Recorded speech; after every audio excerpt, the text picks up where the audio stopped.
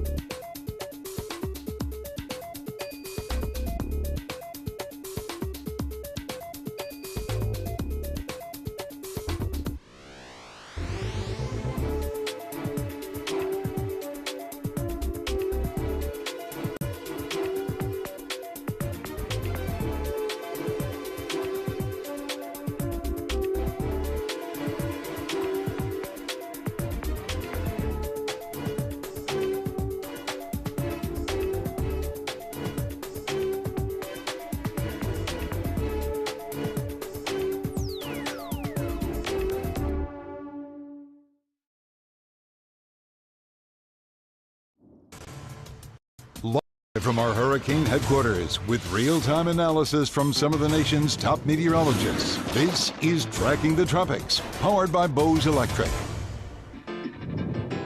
Tropical storm Helene organizing with a narrowing path that takes it straight to the state of Florida in the coming days, potentially as a major hurricane. We have the latest model runs, the latest information that you need to know, and a team of meteorologists ready to answer your questions here in your hurricane headquarters on Tracking the Tropics. Hello there to you folks. Welcome to our first Helene live stream on Tracking the Tropics with our panel of meteorologists ready to answer questions in our live Q&A coming up here in just a few moments. You can ask a question to any of the meteorologists on your screen using our hashtag system. Hashtag Hey Rebecca, Amanda, Alex, for meteorologist Rebecca Barry and Amanda Holly here at WFLA in Tampa, part of the Max Fender 8 weather team, the co-hosts, of course, of Tracking the Tropics. And our featured meteorologist today, joining us from Birmingham, Alabama, CBS 42, our next star sister station, Alex Puckett. You can use hashtag Hey Alex to ask Alex a question here as well. We have the latest model runs. The 11 o'clock update came in, and we now officially have Tropical Storm Helene. I want to get through all the graphics and show everybody all of these model runs. So for that, we're going to send it over to meteorologist Rebecca Barry. And Rebecca, Helene is here, and we have a busy few days ahead, don't we? Indeed. Now, the only really good news is Helene's expected to move very quickly. So it's going to be a flyby as it goes up through the Gulf while it's rapidly intensifying. So fast forward motion is an important part of an important component in the forecast here. And so as of that 11 a.m. update, I was watching Amanda Holly on the midday show. The hurricane hunters engineers went and flew through it and found that closed center of circulation, allowing it to become Tropical Storm Helene.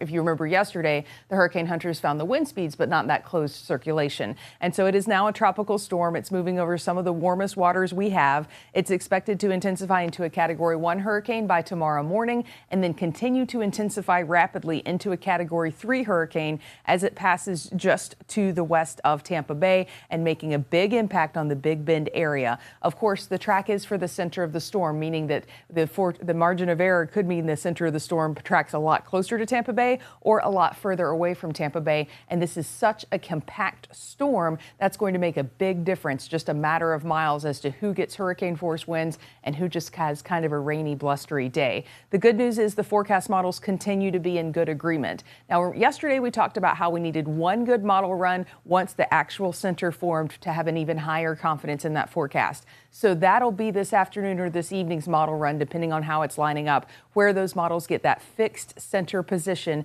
and they're all reading off of that same center position. So we could potentially get a little bit more confidence in this forecast, which I would like to see. Everyone in the Tampa Bay area would like to see a further westerly shift. We saw an infinitesimal westerly shift with that 11 a.m. track. It did remove most of the Bay Area from the official cone, but keeping in mind all of the effects are felt well outside the cone in most cases. And so this means that the dirty side of the storm will be from Perry over to Crystal River. And so especially areas like the Big Bend will see a very, very high storm surge. We're not seeing much differentiation between the GFS and the Euro. The GFS is a little stronger and a little faster, making impact a little faster as well, but neither making a big difference in terms of landfall locations between the two major forecast models there. All of them keeping that fast forward motion even upon landfall, which means we won't see those flooding rains over inland areas. And so the question has been, can it turn too early, and why is it going to make this path? Why are all the forecast models so confident in this path? So we have some influencing steering currents here. The Bermuda high, of course, that are going clockwise around a high pressure system, that's helping steer it up. And this would, the jet stream lifting up a little bit of a trough lifting up a little bit is what allows and steers this system into the Big Bend area. And so the big question mark is, does it lift out perfectly timed? If it does stay lower, it would cause it to turn in a little bit earlier. I don't think we're going to have to worry about friction from outermost rain bands because it is such a compact storm. And so a lot of storms like Charlie was also a compact storm, but it was a lot closer to the land. And also like Ian, they talked about how they turned in a little early. So, but the outermost rain bands are way out. Look how compact the storm is. Well, the first outermost rain bands impact our area tomorrow night. You get a big break in the rain, but where we would look for friction to potentially influence would be the rain bands that are much, much closer to the center. I don't think these rain bands are going to encounter enough friction from the land to see any effect from that. I'm not that worried about it because it is such an incredibly compact storm. And so as long as it passes just to the west of us, we won't see the hurricane force winds. They're all out over the open Gulf with this forecast model, if this were to ring true. But we would see these bands of rain, possible tornadoes, gusty winds as well. Look how tight the storm is upon landfall as it's still continuing to intensify into a Category 3 hurricane at this point. And so the dirty side of the storm is going to be just to the south and to the east of the eye. That's where the worst of the winds are going to be. That's where the worst of the damage is going to be. That's where the worst of the storm surge is going to be as well. We have to worry about surge in the Tampa Bay area after the storm passes because this is when the winds shift and we start to see that onshore flow driving a higher volume of water into Tampa Bay, into our estuaries, into our rivers, and up along our coastline. So the good news is it's a fast-moving storm, and so the winds get a lot lighter Thursday night into Friday morning, and they come down all day long on Friday as well. And so the reason that we're worried about intensification is look at this extreme available ocean energy. That's that warm sea surface temperatures. It even makes it over the loop current. So it stays over the warmest waters for as long as possible before barreling towards the panhandle of Florida and the Big Bend area.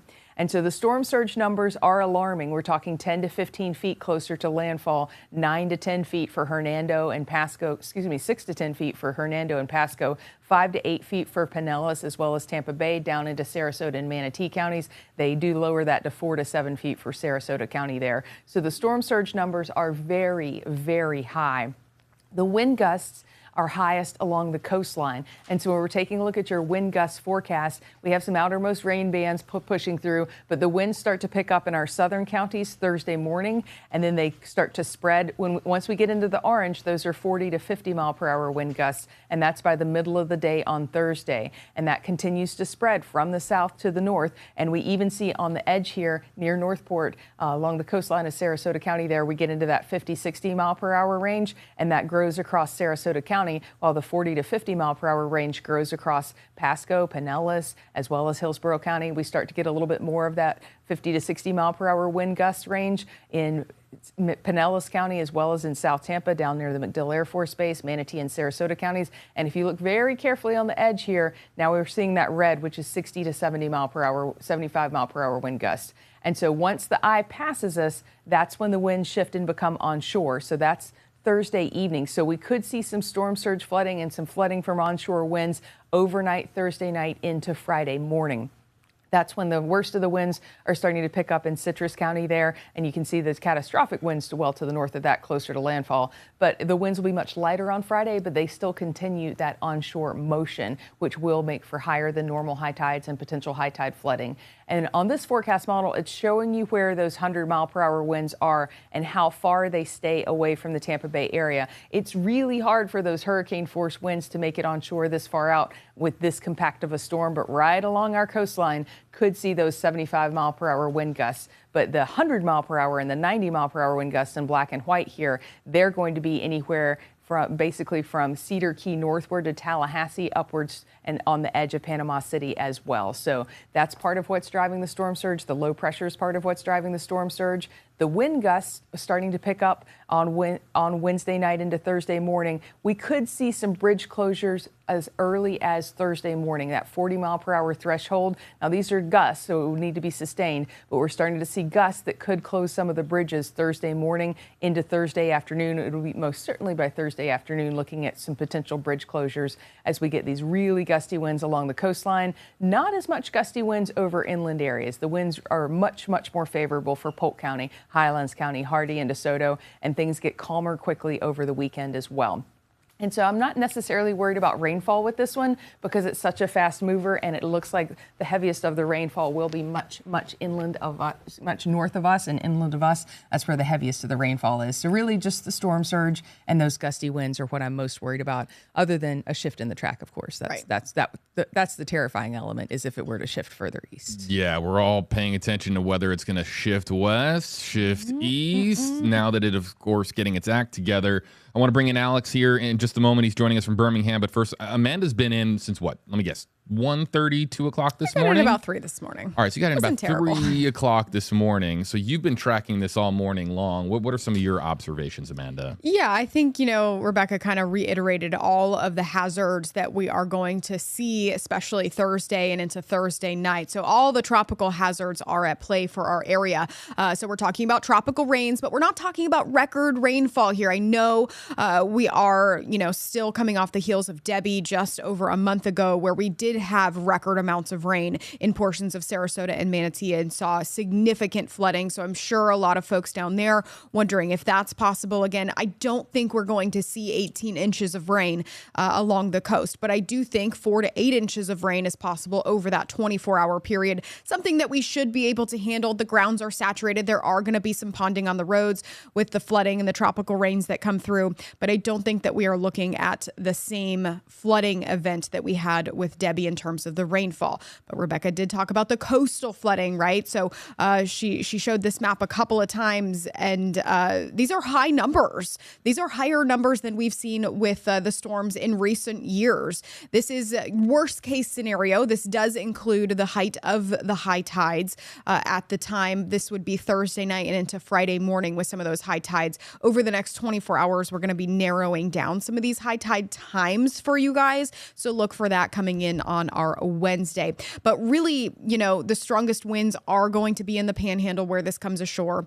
if the forecast continues to stay on track like it has. Strongest winds are going to be up there. The highest storm surge is going to be up there. We're going to experience tropical storm force winds, tropical storm conditions across the Tampa Bay area. Immediate coastline, you guys know that you will see some slightly stronger gusts, but with this 11 a.m. track, it did shift a little bit farther to the west. That would keep some of those stronger winds offshore. Better news. But I think we're looking at a coastal flooding event here, and I think that we are looking at tropical storm conditions on Thursday again, but worse impacts, especially for the Panhandle. We really haven't touched on the Panhandle just yet. Yeah, we'll be talking about even beyond the Panhandle. We have questions in the queue for other states, even Georgia, but we're really honed in right now on, of course, the path of this storm and the impacts, of course, in the state of Florida. We're going to get to Alex here in just a second. Quick reminder, we're about to, in maybe 60 seconds or so, about to start taking your questions. We have a ton of questions in the queue.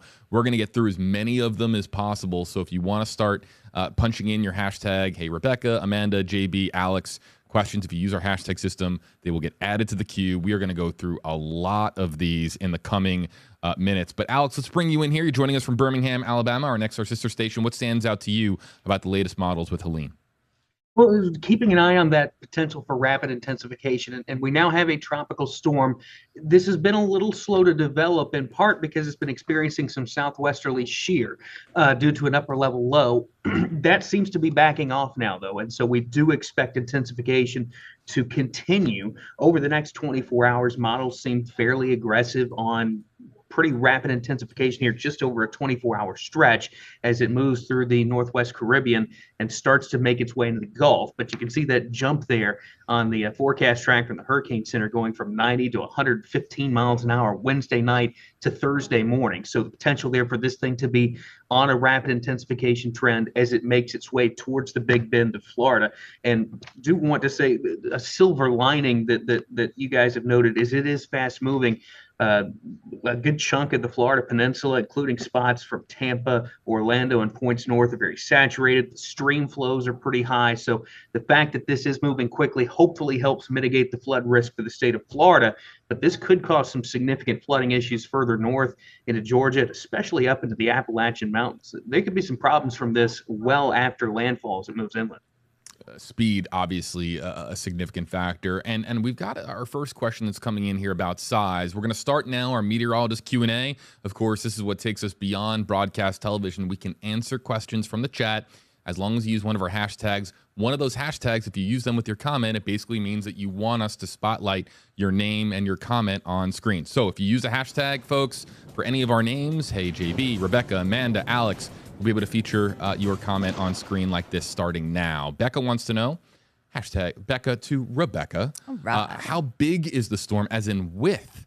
Who will feel this storm? Are we talking about a compact storm, a big storm? What are we talking about here? We are not talking about a big storm in terms of width. We are talking about tropical storm force winds. Amanda has it popped up right there. So that's winds above 39 miles per hour. You can see that wind field's pretty big. And as she plays this graphic out, you start to sort of see the orange behind it. That's the severe winds over 60 miles per hour. But the hurricane force winds, that's a wind field not even big enough for us to really see behind the icon. And so we'll get some tropical storm force winds between 39 and 59 miles per hour. But if this track holds, may not see severe winds along our coastline of 60 miles per hour because it's such a compact storm. And we're certainly not likely to see hurricane force winds of 74 miles per hour or above because it is such a compact wind field. Citrus County has the best chance of seeing some severe winds, that northwestern corner there, kind of on the edge of that wind field, but this is not a wide storm in any shape or form. It's very, very compact.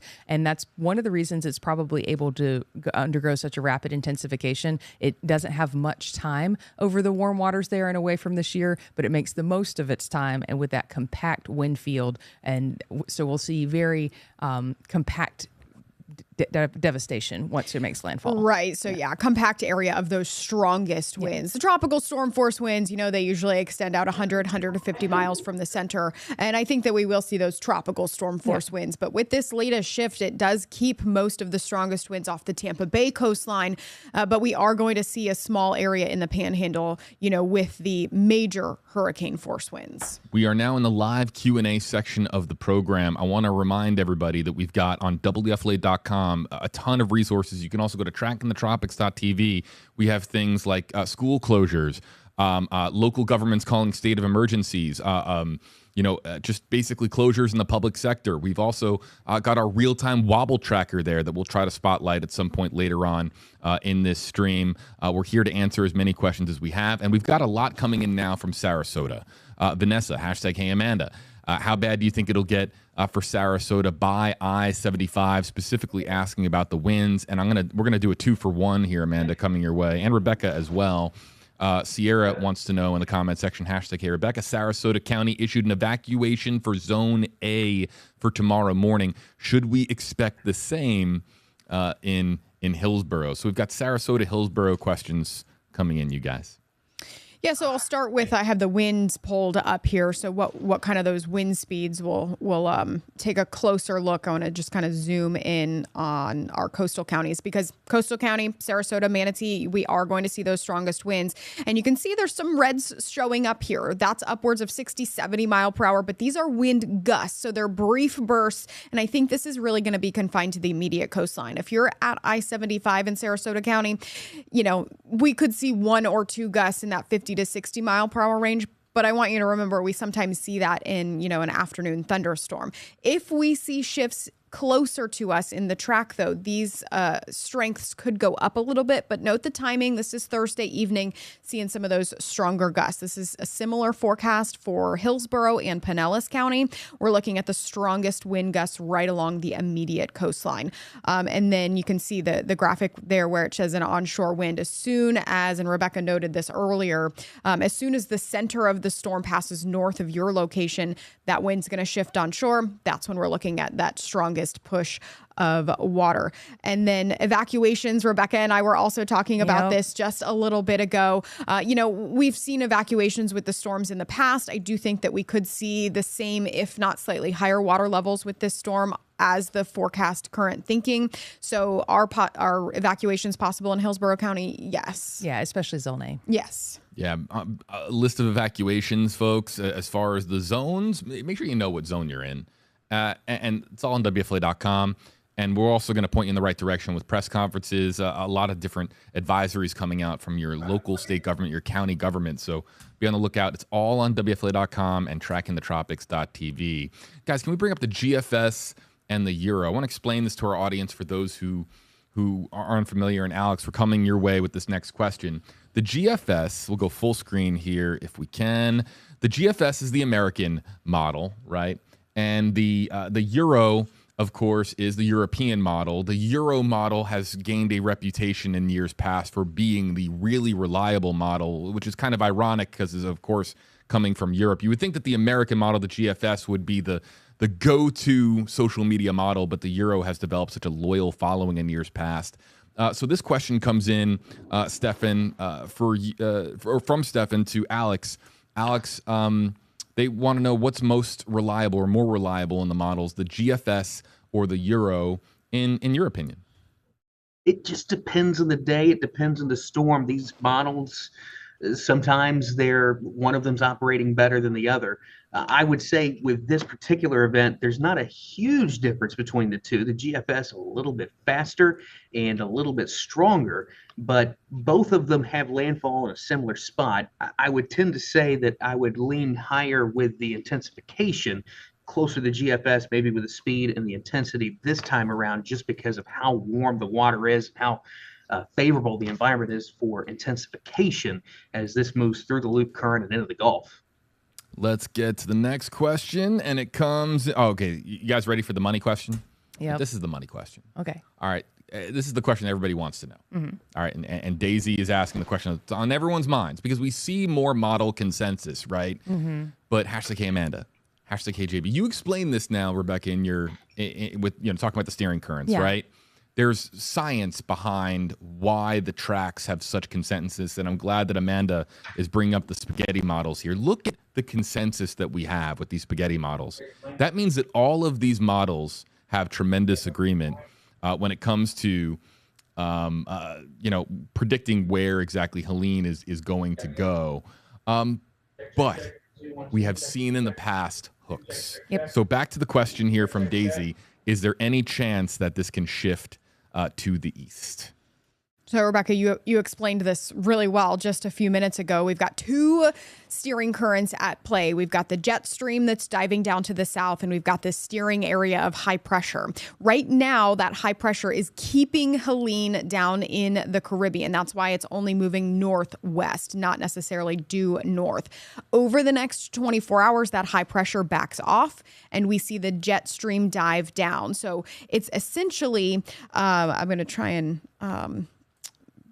push this up just a little bit so that we can see the low and how you can actually see it. So the jet stream, the low is where Helene will be. The jet stream's kind of picking up Helene and shoving it off to the north. But meanwhile, the high pressure is sitting right there just off to the east, and it's blocking it from going farther east. So it's basically being sandwiched in between these two systems. The reason that we could still see shifts is because these two systems, they're still developing. We're still seeing the jet stream diving down to the south, and there's still a little nuance in between the GFS and the Euro and some of those tropical models on how far south the jet stream dives, how far east does the high pressure back off. So we're talking about just a few miles east or west can make a big difference in who sees those biggest impacts. Right now, I think for the Tampa Bay area, if that's where you're watching from, at this point, it's going to be narrowing down what impacts we're going to be feeling, because either way, we're going to be feeling impacts. If it gets a little bit closer, obviously our impacts will get a little bit worse. At the moment, though, we are looking at basically these models in really good agreement. They have been for days, which, Rebecca, I think you'd agree with me. We were talking about it earlier. It's kind of surprising how well in agreement these models have been for a system that just formed today. Yes. And so I was really nervous for the center formation because I thought it would bring a lot of changes. And so I'm still kind of interested to see how the afternoon model runs do now that all of the models have a center to fixate on. But really, this is a forecasting success story so far. All of the forecast models, the Euro was the last to get on board. I was going to say, back to the GFS versus the Euro question, with this storm, the Europeans been playing catch up from the beginning for, almost a week. I never thought I'd ever hear you say those words. I know. The Euro playing catch up. I have a soft spot for the GFS. I don't know why. I do too. It's not always right. Years, though. But yes, in the last couple years, not every storm, but it's done really well. And I'm happy to see it's doing better, right? It's not always going to be right. The Europeans not always going to be right. But with this particular storm, the Europeans been playing catch up. It didn't even want to develop this storm for a week now. It obviously does. Both of the systems do. Both of the models do. But at the moment, the GFS has been kind of, the leading model on this storm, I would say. We are weather nerds in here because we develop like relationships, borderline friendships with these models. Right. Yeah. I mean, we sometimes we look at them a lot. Sometimes my boy. They're reliable. Sometimes they're not. It really depends. We've got. I really love this next question that's coming in from Liz, and we have. When I say maybe dozens or even hundreds of questions in the queue, we've got a ton. But this is a great one. Liz, hashtag Hey Amanda, how far inland is considered to be immediate coastline? Because we keep talking about how this is going to be more of a severe weather event for our coastline on the Gulf Coast side of Florida. But immediate coastline is, how do you guys define that exactly? I like to define immediate coastline as anything in between the beaches and the I-75 corridor. Not necessarily for our nature coast counties, but Pinellas, Hillsborough, Sarasota, Manatee, anything in between the coastline and I-75. Nature coast, I would say anything within 10 miles. That's fascinating to me because I didn't, you're saying from the beach all the way to the interstate is to you immediate coastline. Yeah, with impacts like this. Yeah. Okay. Because I think that most people, or maybe I don't know if I'm in the minority or the majority here, but would say, okay, immediate coastline is, are you within, are you within a football field of the beach? Pretty much would define immediate coastline that way. And either way, I mean, that's, beach and a football field, that's probably where some of those strongest winds will be, but just can't rule out with error. And I think that part of the reason our definition of immediate coastline is so broad is because we're talking so much about water, yes, and the way that the bay is shaped and the way our rivers are shaped and those onshore winds, that we're talking about that storm surge flooding and the potential for high water inundation with the onshore winds afterwards as well. Yeah, so I guess when you put it that way, you know, there are some nuances with immediate coastline, because when we're talking about storm surge, we're not quite talking, you know, to I-75, but winds, yes. Yeah. We got Alex back here. Alex, I want to let you know we have a lot of questions in the queue. We know that you have your job at CBS 42 in Birmingham, so if you need to dip out for any reason, that's what live streaming is all about. We will continue on with the stream, but you let us know. Checking in on you. How you doing over there? Oh, we're sort of in between hits here, and we've got a noon show going on right now, so we're letting folks know we got potential for impacts here in central Alabama that we're keeping an eye on. So we're trying to keep folks up to date here. The potential for not the same kind of impacts in Florida, but some rain and some wind here in central Alabama from the left side of this system. Considering that you're in a show, do you have to depart? I'm going to have to say goodbye, but thank you guys for having me. Oh, Thanks for joining. It's always a pleasure. Alex Puckett, everybody give him a follow on social media, joining us from our sister station, CBS 42 in Birmingham, Alabama. Thanks a lot, Alex. We'll see you soon. Back here on the program, we were joking about this earlier, how people will come up to you when you're not on camera, right? Amanda Holly in real life, like not when she's standing in front of a green screen, and people will come up to her and be like, Amanda, come on, tell us what you really think of the storm. Like what do you just beyond the science? I was going to say that. What's your gut? What is your gut on this one? Rochelle wants to know, what is your gut on this one, you guys? So, I mean, my gut is, I mean, it's a Hey JB comment, but let me get your gut response real quick. I mean, you guys tell it like it is. Yeah. I mean, so we do. I mean, what we say here is what I literally 4 minutes before the midday show, I was talking to my father-in-law. He called me, asking me what's the latest. He lives on the water, and he was, you know, I told him to pull the boats out. Yeah, the boats are on the lifts. I said, it's time to pull the boats out, and guess what? That's what he's doing today. So, yep. I worded it yesterday. I don't think I'm going to make my hair appointment on Monday morning, but I'm not putting my on Thursday morning, but I'm not putting my storm shutters up. And so I think that's the kind of gauge, is that we are going to see some water damage. I think we will see some wind damage, but I think it'll be more coastal than anything. I think we're going to thread the needle, and it's going to pass just west enough of us that we're not going to see the significant impact that the Big Bend will. Yeah, unless we start to see any of those shifts back to the east. But at the moment, as it stands, I agree. I think that we are going to see a tropical-like day on Thursday. We are going to see the higher than normal tides. Now, for those folks watching us in the Panhandle, especially Panama City Beach, in between Panama City Beach and northern Citrus County, you guys might want to think about putting those storm shutters up today. Oh, absolutely. Absolutely. Start wrapping up those preparations. Now, you guys have a little bit longer of a time, but those conditions will be deteriorating for you guys. Again, Panama City, Panhandle, off to just north of Crystal River. You guys are going to see the brunt of the storm. Storm shutters need to be up. You need to be prepping for the possibility of 10 to 15 feet of storm surge. We are, more so focusing on the Tampa Bay area, for those with the gut feeling that we were just talking about. Yes. Excellent point. The three of us we're friends. We're always in here together talking weather and non-weather. I'm just curious, does it annoy you when someone comes in and says, what's your gut? Not really. No. Because I'm going to say the same answer that I've said, already. So it's not like I got to sit there and be like, this is what I think. I only get annoyed when I am on television and and I'm getting 15 personalized text message. Like your phone's requests. blowing up. I'm like, just turn on the television. Yeah. I can't respond to everybody. Turn on the Just television. respond with a link to our live stream. Yes. Kaylin wants to know, hey JB, since Newport Richie is out of the cone, what does that mean? I'm just nervous and know we're still gonna get something. And Kaylin's right. I mean, you might be out of the cone, but that doesn't mean you're not gonna feel impacts from Helene. Yeah, I think Newport Richey, you have that very elaborate canal system there. I think you have a really good chance to see much, much higher than normal levels of water in those canals if you're near one of those. I think certain roads, your typical roads that always get flooded, will probably be impassable from high water in Newport Richey. We talk a lot about the frequent flyers as far as flooding goes, and I think all of those are going to be going off on Thursday. Yeah. And even into Friday. I think this is one of those days, Thursday, where the sun sets on Thursday and we're like, ooh, that wasn't terrible. But then the water keeps coming up overnight, Thursday night into Friday morning. Yeah. And just because, I think the National Hurricane Center noted it in their discussion that the impacts are going to be far reaching outside of the cone. I talked about it at length on midday that, just because our coastline isn't in the cone anymore, that's great. But the cone only means that's where the center of the storm could be. The impacts are going to be far reaching. We're going to be on that eastern side. So everything that you just talked about certainly still going to be felt.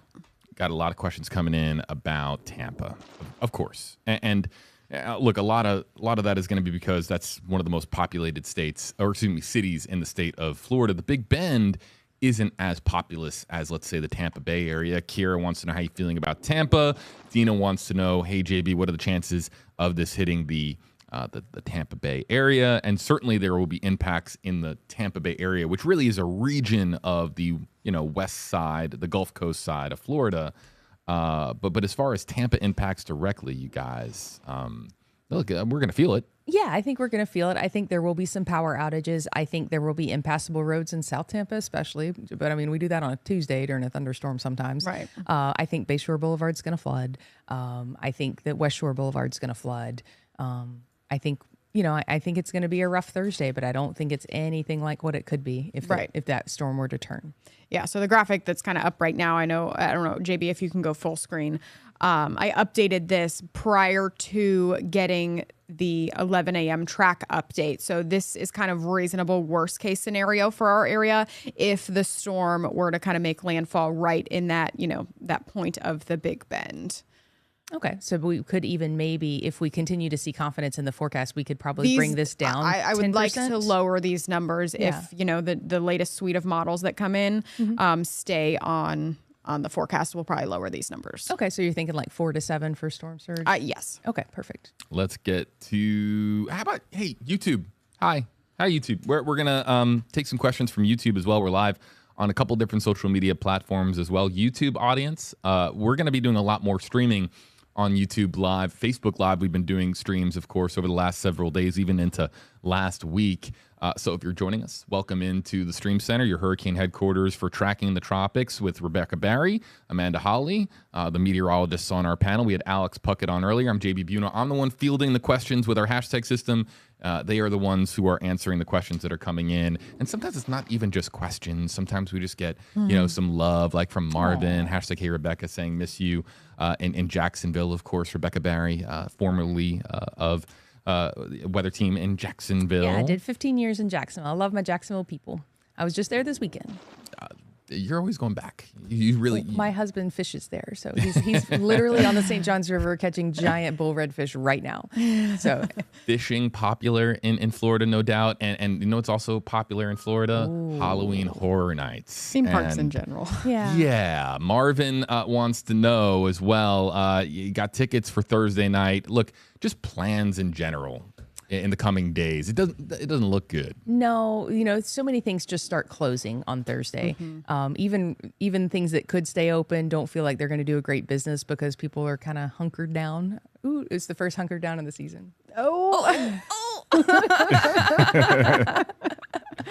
And so I don't think Halloween Horror Nights on Thursday is going to happen. What do you think? Yeah, I think that, those companies, right? The theme parks, the airport workers, they have to think about their employees as well and putting them out in those kind of conditions. And then they think about the people that are coming to those theme parks and driving in those conditions and how risky is it? But yeah, bottom line is business. And if they're not going to have a lot of business, is it worth them staying open?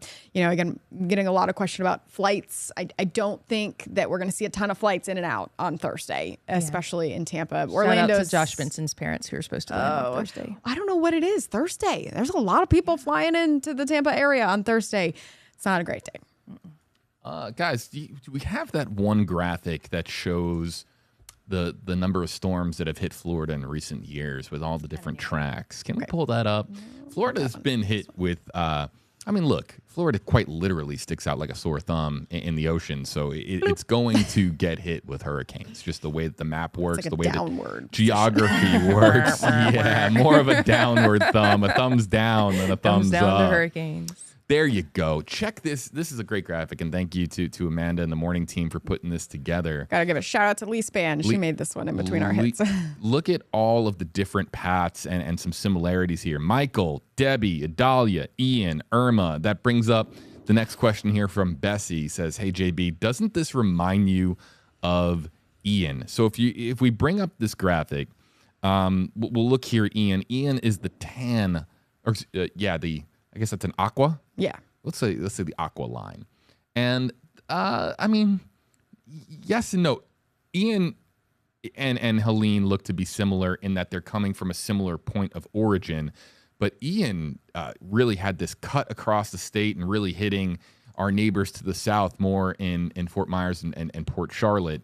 We were missing that high pressure to the east of us. That's how Ian made that turn.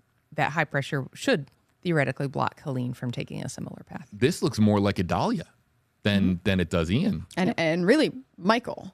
Yes, Michael wasn't as compact. Right. And so that's interesting. And Michael was much stronger. It was a Cat 5 upon landfall, right? After it made landfall, they did that post-analysis and made it a Cat 5. Now, I'm going to zoom out the boxes. The names aren't going to move. Right. But just note that orange location, that orange line is where Michael originated. Oh, yeah, look at that. Versus the gray, which is Helene. So very similar. Very similar, and they're taking a very similar path off to the north. So similar steering currents this time of the year. This is what we look at.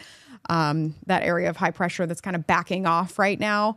That is what we worry about in October here in Florida, because these storms recurve right into us, or we see what we're seeing. Exactly the scenario that we're looking at right now. There's a cold front dropping south, the high pressure, and the battle of the two. And it really just depends on the minute differences in where this storm's going to come ashore. It blows my mind that cruise ships can operate the way that they do this time of year.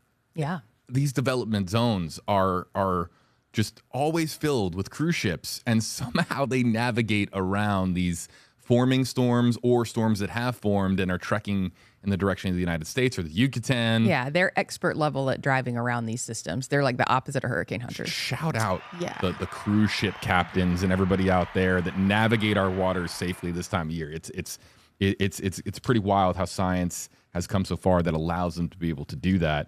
Let's go to our YouTube audience. DMS Online says, #Hey Rebecca. I think this came in right after 11 a.m. So we're going back in the queue here for this one a little bit. But as of the 11 o'clock update, I think you noted this as well, that the 11 o'clock update dropped, and it looked like, was there a micro shift to the west? Yeah, I called it an infinitesimal shift, but there was a... Infinitesimal. Yes, a very small shift to the west, but we'll take any shift to the west that we can. We really love that for us. Also, the track tightened up a little bit as you get closer to arrival time. The margin of error is... The track is actually a margin of error, and so the margin of error gets smaller. And so the track tightened up and shifted west a little bit, and that's part of what took all of the Tampa Bay counties out of that official cone, even though we always mention that the cone is for the center and the effects are well outside of the cone most of the time. Do you have, hey Amanda, do you have the ability to bring up the path for any storm? I don't know if you could do this on the fly or not. Is that possible? It is. Okay. What are we looking at? I'm giving you a homework assignment right. for let's see if we can adjust on the fly here. We're loosening up the hinges here a little bit on our storm coverage here, folks. Renee wants to comment at you. This reminds me so much of Hurricane Wilma, that either 2005 or 2006. Wilma was 2005. It was an October storm, and so Amanda, we'll give Amanda that homework assignment. We'll see if we can come back to her in just a little bit. Tony, I didn't forget about you. We're not going to leave you hanging.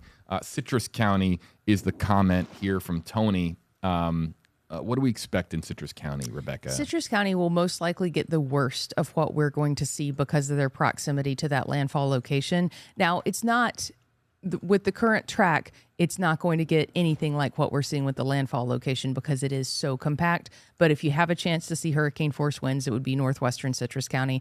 The highest storm surge will be in Citrus County. I would get away from the coastline in Citrus County, and I would look at the roadways and how it's flooded in the past to make sure that the roadways are going to be passable. I know this from when we sent former reporter here, Jack Royer, up to Citrus County for one of the previous storms. We were able to get him to kind of a high and dry location, but then he was kind of stuck there until the water went down because a lot of the roadways in and out and around about Citrus County, especially closer to the coastline, became impassable because of water. And so the further inland that you get, and then taking a look at the elevation of the roadways that you may want to go and come from to get back and forth to wherever you need to go immediately after, and for maybe a day after the storm, you would want to stay a little bit further inland. Yeah, and people have been asking us, like where should we go if we evacuate? As far as direction, I have a girlfriend named south. Brooke that I aspire to be her when I retire from meteorology. She is the queen of booking a 4-day vacation when there's a hurricane. And so the real hurricane party is going on vacation when there is a hurricane. Yes. So I actually texted her like, hey, what you doing this weekend? And she's like, oh, we have booked a spa vacation in Fort Lauderdale. So she's going to Fort Lauderdale Beach. She's going to, lay on the beach in the nice breeze and sunshine and maybe get a massage later that day. Wow. So that's, it was at that point we knew. Yes. That's like next level preparation. Yeah. She's like, I'm not here to live without power. I am not here to have 2 children without their electronics and Wi-Fi. We are going to Fort Lauderdale. So if you are getting your hurricane kit ready, this past weekend, that's basically the equivalent of playing checkers. She's playing chess. Oh yeah. And if you're just trying to get away from having a nasty day, Orlando's far enough. Oh, sure. Yeah. Yeah. Even Lakeland's technically far enough. On that note, will they close the theme parks? It's possible. Yeah.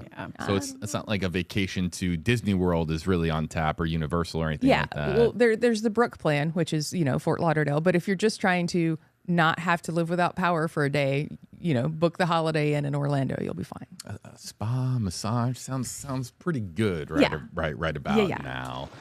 Carol Taylor's watching from West Virginia. Shout out. Will my place in Carrollwood be safe from this storm?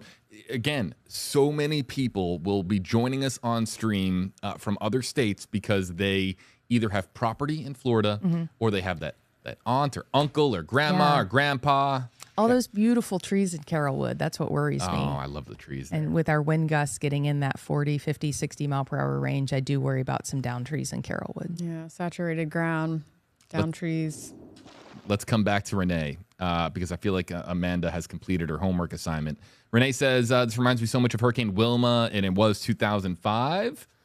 Amanda, yes, no, maybe so. A little bit here, again, similar origin location, and it's taken that curve. Obviously, Wilma just kind of curved a little bit sooner. So certainly similar. And Wilma was October. So the same thing you talked about with the steering currents. High pressure, it backs off a little bit. So we see these storms curve in to Florida a little bit more as opposed to going to Louisiana and over to Texas. So certainly similar, loosely similar, I would say, for sure. I got to check in some inside baseball here for a second. We had there's a 1:30 meeting I know for the station. Are you guys part of that? I am. Okay, so we'll probably have to dip out in the next 5 minutes or so, right? Yes. Okay. And then what are we expecting at 2:00? Are we expecting any updates at 2? So we're not going to get a track update. Yeah, it's just position, right? Okay. So, the hurricane hunters are going to be in this storm from now, multiple planes between now up until landfall Thursday evening. So all the hurricane hunters, every time, they're collecting data continuously now to put into these models. And what we'll get at 2:00 is a position update. We'll get a maximum winds update and a pressure update there and a movement update, right? But we're not going to see any changes to that track. Do you think the 12Z model runs got the center information in time? I believe the next suite of tropical models will come in with the assimilated data from the hurricane hunters. Okay. But we'll probably have to wait for the 0Z for the main GFS and the main Euro. I would maybe the 18Z. Okay. So Teensy should come in. by tonight, we'll have a higher confidence. Yes. Yeah. If we don't see any major shifts in the next 12 hour, I mean, even in the next 10 hours, I'm going to lead to more of a higher confidence in saying that, we're still looking at a Big Bend landfall. Okay. I like that for us. This is our look. We have a lot of streams ahead, folks. And our next big stream, we have a 5-minute rapid fire Q&A coming up here. We're going to get to as many of the questions in the queue and as many of the questions that you can fire in the comment section across Facebook Live and YouTube Live here for the next 5 minutes. But I want to let you know that our next big stream is going to be at 5 o'clock because that's the next track update that we get.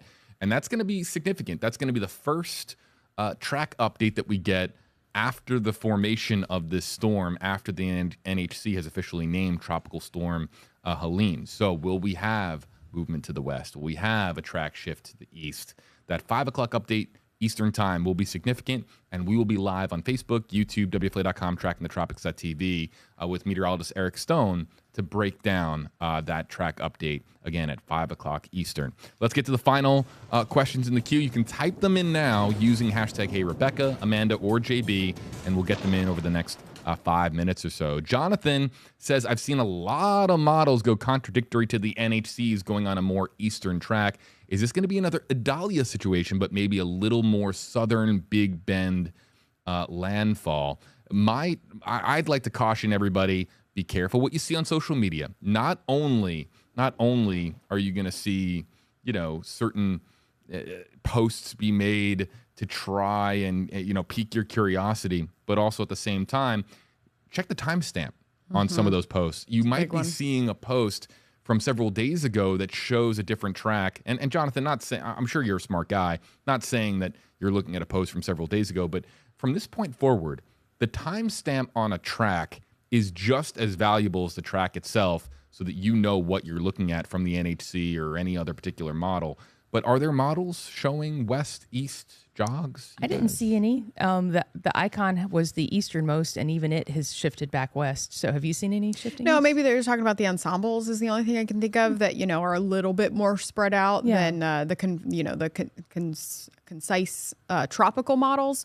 Could we see shifts? Yes, we could see those shifts, but I haven't seen any reliable tropical models in the last 12 hours. Yeah, I did a deep dive at like 10:30 this morning before I came in, and I kind of looked at everything, and I was higher confidence than yesterday on that Big Bend. So. Yeah.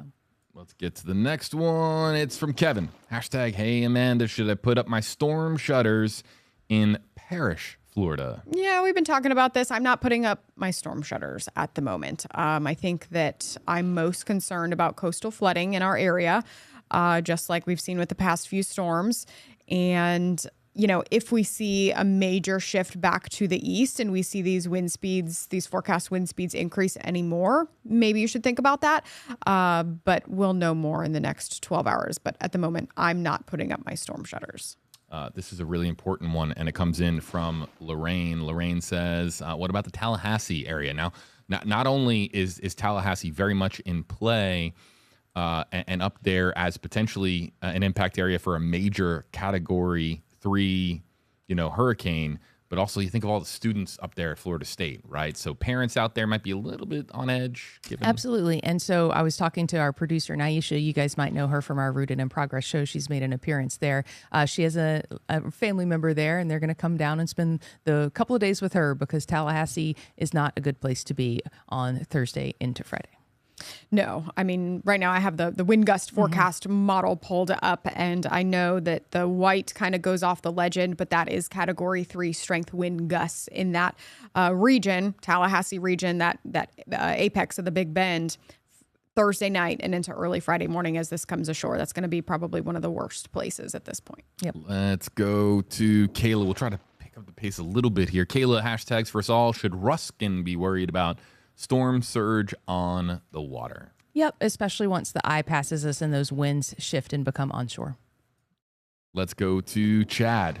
This is interesting. Why do the storms hit at night, not during the daylight? Are hurricanes, is the word vampiric?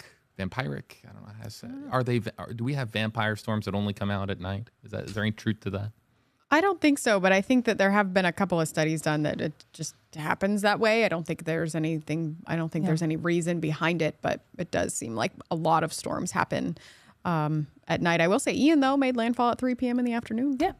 Right in the middle of the daylight. Yeah. Every now and again, these two give me just a look like, really? JB, really? Of all the questions? No, I think it's a valid question. Amanda looked at me like I was like crazy. No, I do think that it's a valid comment because for a while there, every storm hit at night. But the past 2 years, I think we've had a couple of daytime storms. Yeah. Let's go to Polk County for Amy. More inland, obviously, but things are looking better and better for Polk County. But yeah, I think it's just kind of a nasty day with passing rain bands in Polk County. I don't think you're going to see. I would bet you keep power unless there's a tornado or something like that. I would bet that Polk County keeps power. Let's go to Wesley Cherry on Facebook Live. YouTube, I'm coming your way next. YouTube, we've taken a lot of Facebook questions. We're going to come to YouTube next. Hashtag Hey Amanda, should Pinellas board up Largo specifically? Yeah, I at the moment, no. I would be more concerned about storm surge and coastal flooding at this point, which I know not really right along the coast there. But if we see any shifts back to the east, then maybe you should think about that, early tomorrow morning. You know that the YouTube questions are coming in because we get usernames like Daughter of a King on YouTube. The YouTube usernames are always an adventure. Hashtag KJB, would Ocala get a strong impact from this storm? Nope. No. Nope. We're looking at tropical storm conditions. Yeah. And the last one we're going to get to before we got to let our meteorologist go, everybody, because we have some important meetings that we got to get to as far as storm prep for ourselves. Bonnie says, hashtags, I live in Middle Georgia. How strong will the storm be when it gets to us in Georgia? I think tropical storm force winds possible for Valdosta, areas like that. Yeah, I think that one of the things not on your side in Georgia is the fact that it is moving so quickly. So it is going to hold a little bit more of that strength. So you could see stronger winds than otherwise. Strong tropical storm force, maybe low end category 1 gusts. Maybe, yeah. In the Valdosta area. Yeah, for sure. Along I-75. Along I-75, yeah. That's usually that like turning point where you really start to see those winds kind of die down. But it is moving fast. That's good. It is. So it's a very short duration of bad weather. Very short duration. I'm going to stay here live for another few minutes. Okay. Can you, as you guys depart, can you throw up Wobble Tracker for me? Because I'm just going to talk a little bit about that and explain why this tool is so important for us and is going to become even more and more important for us. A big round of applause for meteorologist Rebecca Barry and, of course, Amanda Holly. You'll see them tonight, of course, or no. Well, no. We're not going to see Amanda tonight. Amanda's been here since early in the morning. Amanda needs to go home right now. Amanda needs to sleep. I got to go to a meeting. Amanda needs to go home. Yep.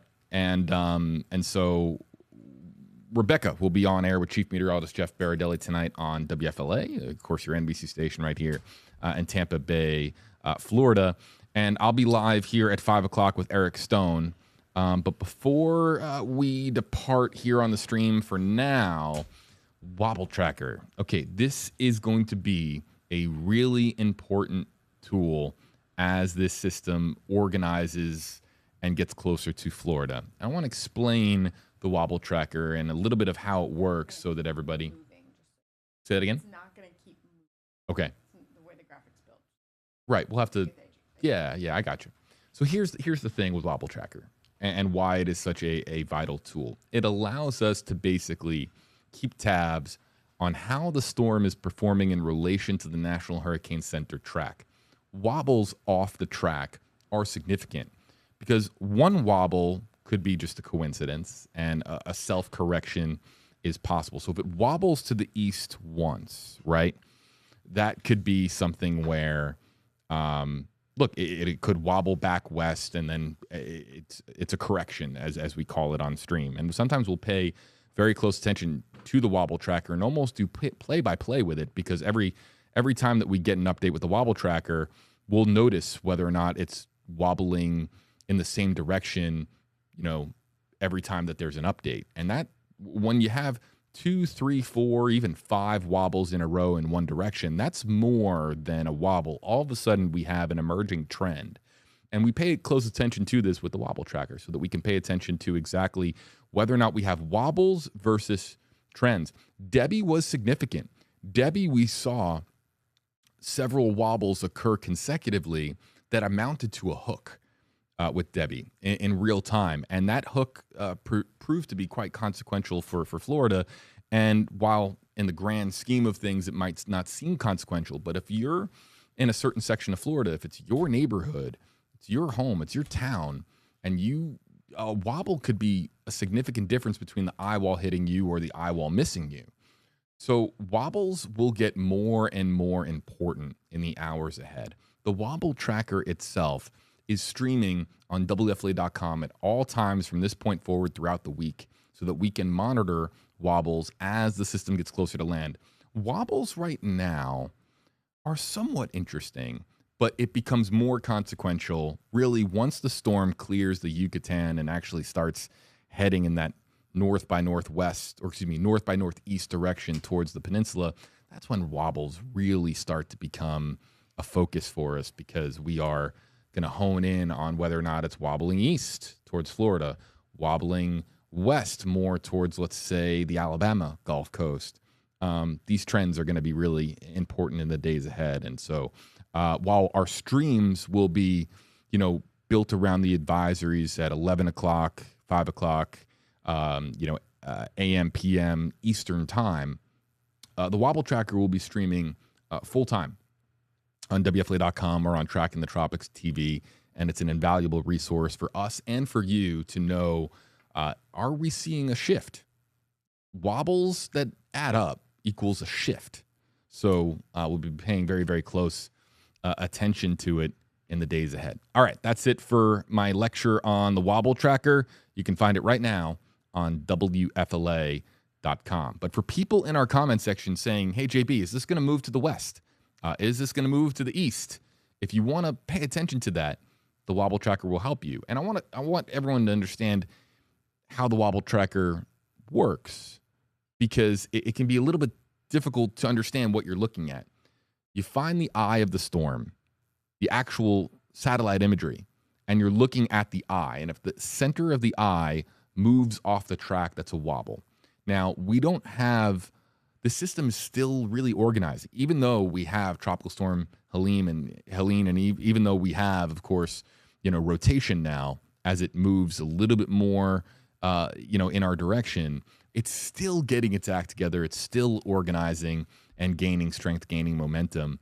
As that eye becomes more of a circle, then the Wobble Tracker is really easy to read, because you'll see the center of the eye and you'll see the line in the middle.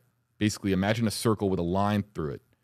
And if the line is right in the middle of that circle, right in the middle of the eye, then there's no wobble. It's right on the path. If it moves off of that line, then you have a wobble. So it's hard to see right now. It's really hard to determine if there is a wobble, because we just don't have the super well-defined eye, the eye wall, the stadium or Coliseum effect, as they call it. But really, this time tomorrow, 24 hours from now, when we do have a more well-defined eye, the Wobble Tracker is something we're going to be almost doing play-by-play on here on Tracking the Tropics on upcoming streams. Let us know as we say farewell for this 12:30 edition of Tracking the Tropics. Let us know where you're watching from. I'll shout out before we say farewell. Just throw in the comment section if are you watching from Florida? If you're watching from Florida, where are you watching from? Some people are watching from other states because they have tremendous concern about their property or their family members down in the state of Florida, perhaps in Georgia. If you're watching from another state, let us know. Some people are watching from other countries. Let us know exactly where you're watching from, and I'll try to give as many shout outs as possible. Michelle is watching from Venice, Florida. Teresa from Tallahassee. Kathy's joining us from West Palm Beach. Beverly from Melbourne. Edward from Vero Beach. Henry Jim is joining us from Canton, Ohio. Debbie from Tampa. Crescia Thompson from St. Pete. Tammy is watching from Wisconsin and says her son goes to the University of Tampa. Love it. Let's see. Tammy's watching us from Plant City. Let's see. Evelyn from Summerfield, Florida. Let's go to YouTube. Shout out some folks on YouTube. Oh my God, YouTube. Courtney from North Carolina, Andy from Tampa, Margaret from Naples, Pete from Gainesville, Jason from Arkansas, Belly from Tallahassee, Jungle Mike. Gotta love the YouTube names. Is joining us from Connecticut, I believe. Was that it? Yeah, Jungle Mike is joining us from Connecticut. Bumblebee from Oregon. Or is that Bumblebee? Yeah. News Nook is joining us from England. We have a lot of UK viewers usually on the WFLA YouTube page. So here's the plan, folks. We take a little bit of a break here at WFLA. Our weather team, opportunity to, do the things that are necessary in between shows, which is, eat, drink, just, give the vocal cords a rest. We are back at 5 o'clock Eastern. 5 o'clock Eastern on Tracking the Tropics. At which time we will, of course, resume our live streaming with meteorologist Eric Stone. We'll be back answering your questions. But the big thing to remember about the 5 o'clock update is that we get a new track. All the questions that we're getting, is this going to move to the west? Is it going to go more to the east, closer to Tampa Bay? We'll get clarity on that with our first initial model runs since the formation of Helene. Those first initial model runs will be coming out at 5 o'clock Eastern, 4 o'clock Central, and we will be live for it here. Facebook Live, YouTube Live, WFLA.com, trackingthetropics.tv. And again, those are significant because now that we have the name Storm, now that we have rotation, now that we have an organized system, the model runs will be able to have a better, be able to do a better job as far as pinpointing, where exactly the system is heading. Given that we have tremendous model consensus already, we anticipate more of the same, but westward shift, eastward shift will be coming into focus, I'm sure, more at 5 o'clock Eastern, 4 o'clock Central. Throw a thumbs up in the comment section if you'll be seeing us. You'll be joining us back at 5 o'clock Eastern, 4 o'clock Central. Facebook Live, YouTube Live, WFLA.com, trackingthetropics.tv. We look forward to seeing you then here, everybody, on Tracking the Tropics on WFLA.com. For Amanda and Rebecca and Alex, I'm JB. We'll see you in a few hours, folks. Stay safe.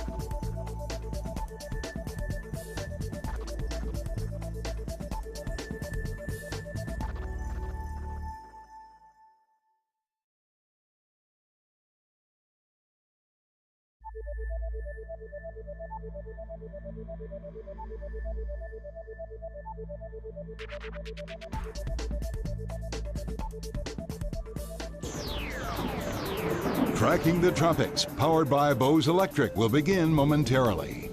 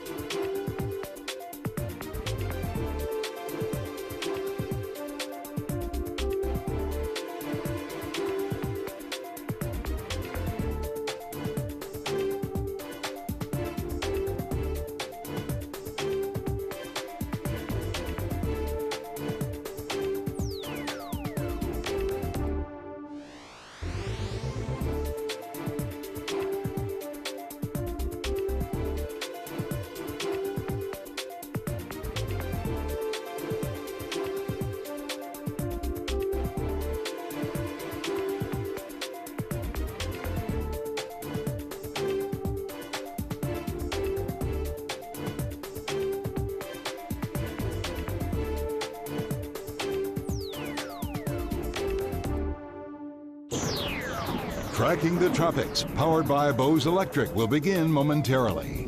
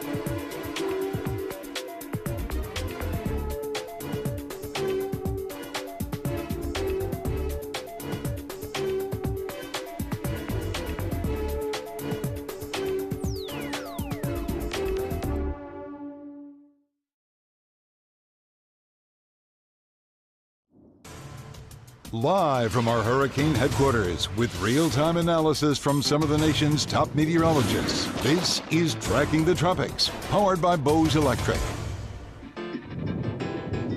The new track for Tropical Storm Helene is here as of the 5 o'clock update, with Florida's Big Bend in the very center of the cone and the Tampa Bay area on the outer fringe of the boundary. That doesn't mean we're not going to feel impacts in the Tampa Bay area.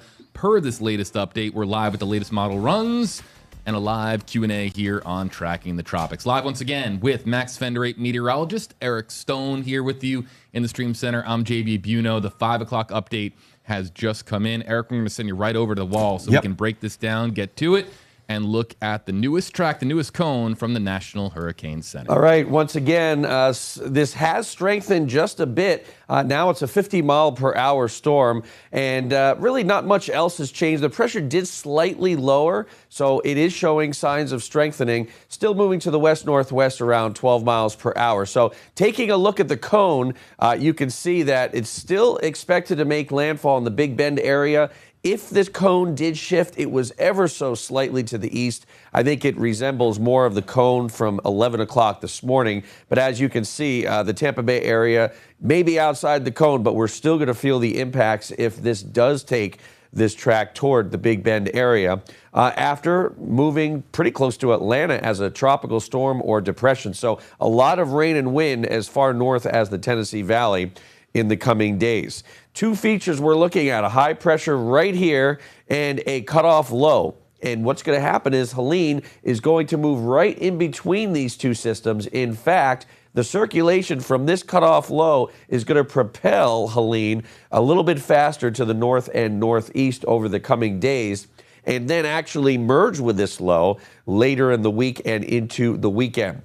So as far as the model plots go, there's not much of a range between the furthest west to the furthest east, so that's good. The furthest east, right around the St. Mark's area, the furthest west just to the east of Panama City, but there's still a couple of days, and time will tell what track this is going to take. As far as the GFS and European model, you can see they're both in agreement as it moves toward Cancun. In fact, some models do actually have this making landfall in Cancun, which could weaken the storm ever so slightly. I don't think it's going to do too much damage to the storm, though. It will emerge in the Gulf of Mexico, where it will strengthen rapidly, and we're expecting a major hurricane, a Category 3 storm west of Tampa sometime Thursday afternoon and evening. But you can see the GFS and the Euro very similar in location, all the way almost to where it's going to make landfall. European slightly further to the west. This would impact Tallahassee more. The GFS about 50 miles to the east near Perry. So again, a 25 to 50 mile jog further in one direction is going to impact communities that normally wouldn't see that without that jog. So it's very important to keep our eyes on this. Then, of course, both systems moving into the Tennessee Valley. Now, this is our in-house graph model. This also brings the storm really close to Cancun, but it doesn't look like it is going to make landfall. So this will continue to strengthen moving into the southern Gulf of Mexico. And you can see a pretty good-looking hurricane here from what satellite radar prediction Thursday afternoon into the evening. Right around 4 or 5 o'clock, that's when it is expected to become as close to Tampa as it's going to get, and then move toward the Big Bend area, making landfall late Thursday evening, and then eventually into early Friday morning, moving into Georgia. There's a lot of energy in the water. I'm telling you, these water temperatures at 90 degrees or more in the Caribbean and southern Gulf, it's fuel to the fire. So that's why we're predicting the storm becoming a major hurricane sooner than later. Now, I think this storm is going to be defined by the storm surge and the effects of it. So right now, in the portions of Citrus County, the Crystal River area, all the way down toward Chassahowitzka, right? 10 to 15 foot storm surge. That is life-threatening. Many communities along the coast inundated with flood water. So again, people probably want to evacuate if you haven't been told, but if you have, get out of there.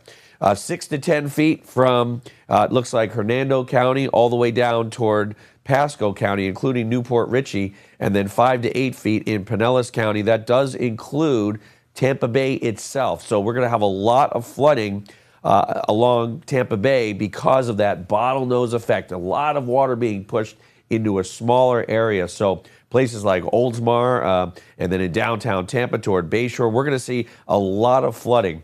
And also the eastern portions of Pinellas County, Shore Acres to St. Petersburg, when the wind is out of the southeast before it makes that turn to the southwest. Now, once we head to Manatee and Sarasota counties, we're looking at 4 to 7 foot, which is still life-changing for people that live along the immediate coast. Okay, let's take a look at the European model in regards to wind. Now, remember, the Euro a little bit further away from Tampa. So once we get to Thursday morning, still wind speeds around 20, 25 miles per hour. But once we get into the evening hours, tropical storm force wind speed not out of the question, 40 to 50.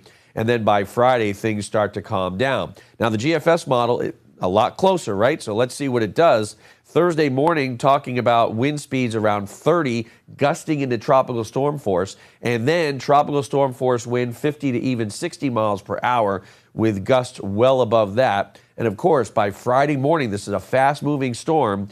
Most of us are going to be relatively calm with just a few showers and a breezy condition. So GFS model, the one, again, I just showed, we're going to look at wind gusts now. And wind gusting Thursday morning to almost 50 miles per hour in some spots. And now we're seeing near hurricane force wind gusts. Again, remember the GFS trending a little bit closer to Tampa come Thursday evening. Then by Friday morning, wind gust around 25, and Friday afternoon, things subside. Now, this is our in-house model, the graph, and this has also shifted to the east over the past 30 minutes or so. Now we're seeing these pinks right along the coast, which is hurricane force wind, right? But once this passes by, these pinks move well on land into Citrus County, Hernando, Pasco, a lot of Pinellas, and even here in western Hillsborough County in the Tampa Bay area. Again, Thursday afternoon into the evening would be our worst conditions. And you can see graph takes this pretty far north quickly. Now, the arrival time of tropical storm force wind here in Hillsborough County in the Tampa Bay area, Clearwater, St. Pete, Pinellas County, late morning into the early afternoon. If you live in Sarasota County, it'll be more like the middle part of the morning. And if you live further to the north, Pasco County northward, early to middle part of the afternoon. So rainfall forecast, finally, the good news is this is moving so quickly, we're not going to see rain like we saw with Debbie, right? We're not expecting the 16 inches of rain or more as Sarasota saw, but still, along the coast, the GFS model predicting about 4 to 6 inches. It's a little bit closer than the Euro model, about 3 to 5. Either way, we will have several inches of rain over the coming days. And again, this is the graph in-house model that we use that's pretty accurate. This, again, 4 to 6 inches. So it's looking like it's not going to be a huge rain event, but it is going to be a huge storm surge event. And most likely a wind event as well. But JB, as I had said before, if this thing tracks 25 to 50 miles closer to us, the impacts will be exponentially higher than what we're seeing right now. Okay, so just happening at this moment, and welcome back into the Stream Center, folks. Eric Stone, JB here with you. We're going to put up the cone here in just a second, but I'm getting in. I subscribe to alerts from the National Weather Service, and I just got in at least 20 alerts for storm surge warnings, tropical storm warnings, hurricane warnings that have just gone into effect. Yep, right there. There it is. Look at that.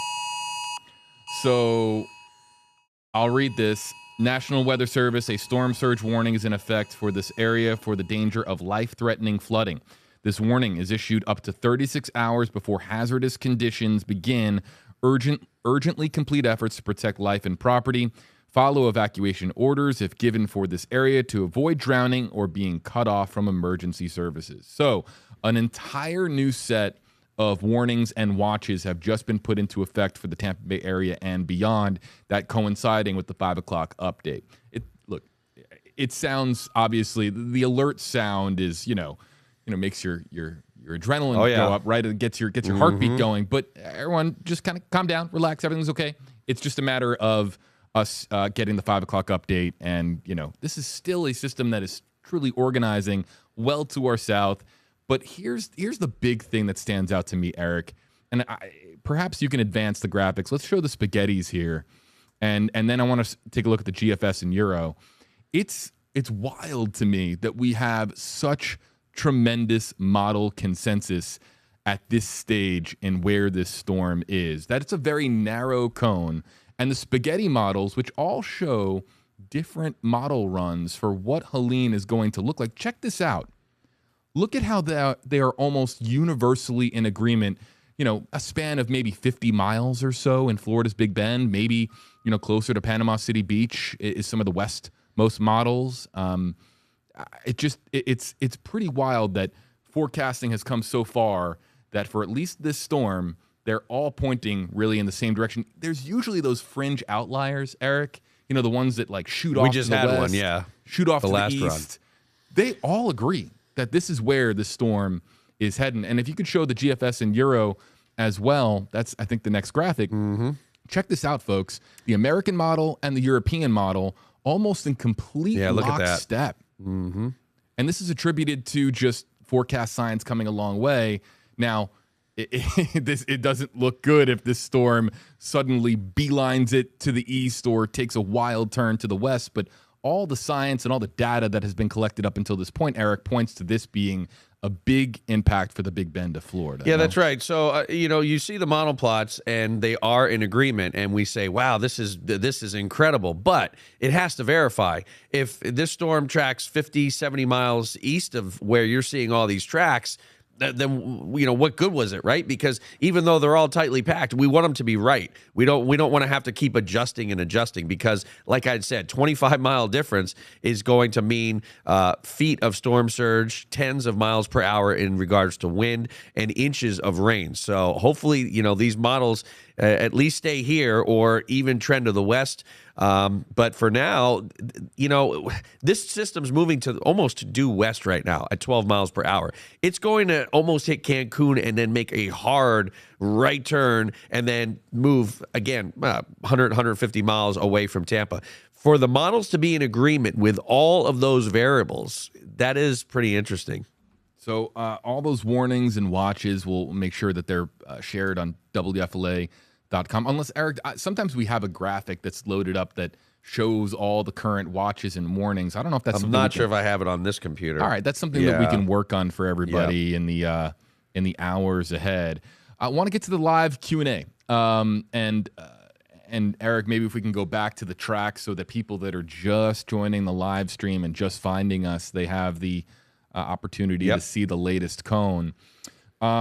Folks, you see the hashtags underneath our names on the left and right side of the screen. Hashtag Hey Eric, hashtag Hey JB. If you use one of those hashtags with your comment, basically it signals to us that you would like for us to use your comment on the live stream. So use a hashtag, ask a question. It is that simple on Facebook Live and YouTube Live. Trisha Howe says, hashtag KJB, huge concern with flooding in St. Pete, given the recent evening storms that have resulted in flooding. Any updates on storm surge? Eric, you were talking about storm surge and some areas to our north getting 10 to 15 feet. What does it look like in Pinellas? And yes, we've had... the last few weeks have been pretty wet for our area, so that has heightened concern in our area, no? Yeah, Pinellas County is looking at about 4 to 7 foot storm surge right now. And again, that's on the given track that Helene is taking, okay? 4 to 7 feet is quite a lot. Now, the flooding that we had earlier with Debbie, that was more river flooding and somewhat inland flooding. But this is going to be all coastal, right? We're going to have a lot of storm surge, a good 4 to 7 feet in Pinellas County and south, or maybe even up to 5 to 8 feet, in fact. And some of that does translate into Tampa Bay. Wouldn't be surprised if we saw at least 3 to 6 foot storm surge in Tampa Bay itself. And then you go a little bit further to the north and you go into Hernando County and you're looking at 6 to 10 feet and then really life-threatening devastation, 10 to 15 foot storm surge in Citrus County. And again, this is if Helene takes the path that it's on right now. If it moves any further to the east, we're going to see these numbers jump. Okay, so the next comment that I'm loading in just came in seconds ago, and it's a hashtag HeyJB comment, and it comes in from YouTube. This is a really important question that I want to highlight, and it comes in from It's Cheska on YouTube. Hashtag HeyJB, should I leave Tallahassee? Okay, so regardless of where you're watching from, perhaps in the state of Florida, you might have a son, daughter, nephew, niece, grandson, granddaughter that attends school in Tallahassee. Of course, the biggest school in Tallahassee is Florida State University, home of the Seminoles. There's also Florida A&M, Tallahassee State College. Look, Tallahassee, in addition to being the state capital in Florida, it's a college town, right? So this is perhaps now, Eric, the time to start really having those conversations with your loved ones in Tallahassee, because if they're not talking about what to do in the hours and days ahead in regard to Tallahassee, it's probably now's the time to start really having that conversation, no? I mean, I would have had it as soon as that first cone came out yesterday morning at 11 o'clock. But definitely in the path of a major hurricane, a possible Category 3 storm with winds at 115 miles per hour and gust over 130. So I would definitely consider, if you can, leaving the Tallahassee area and maybe moving driving west or northwest. Don't drive north because you're still going to be in this storm all the way through Georgia.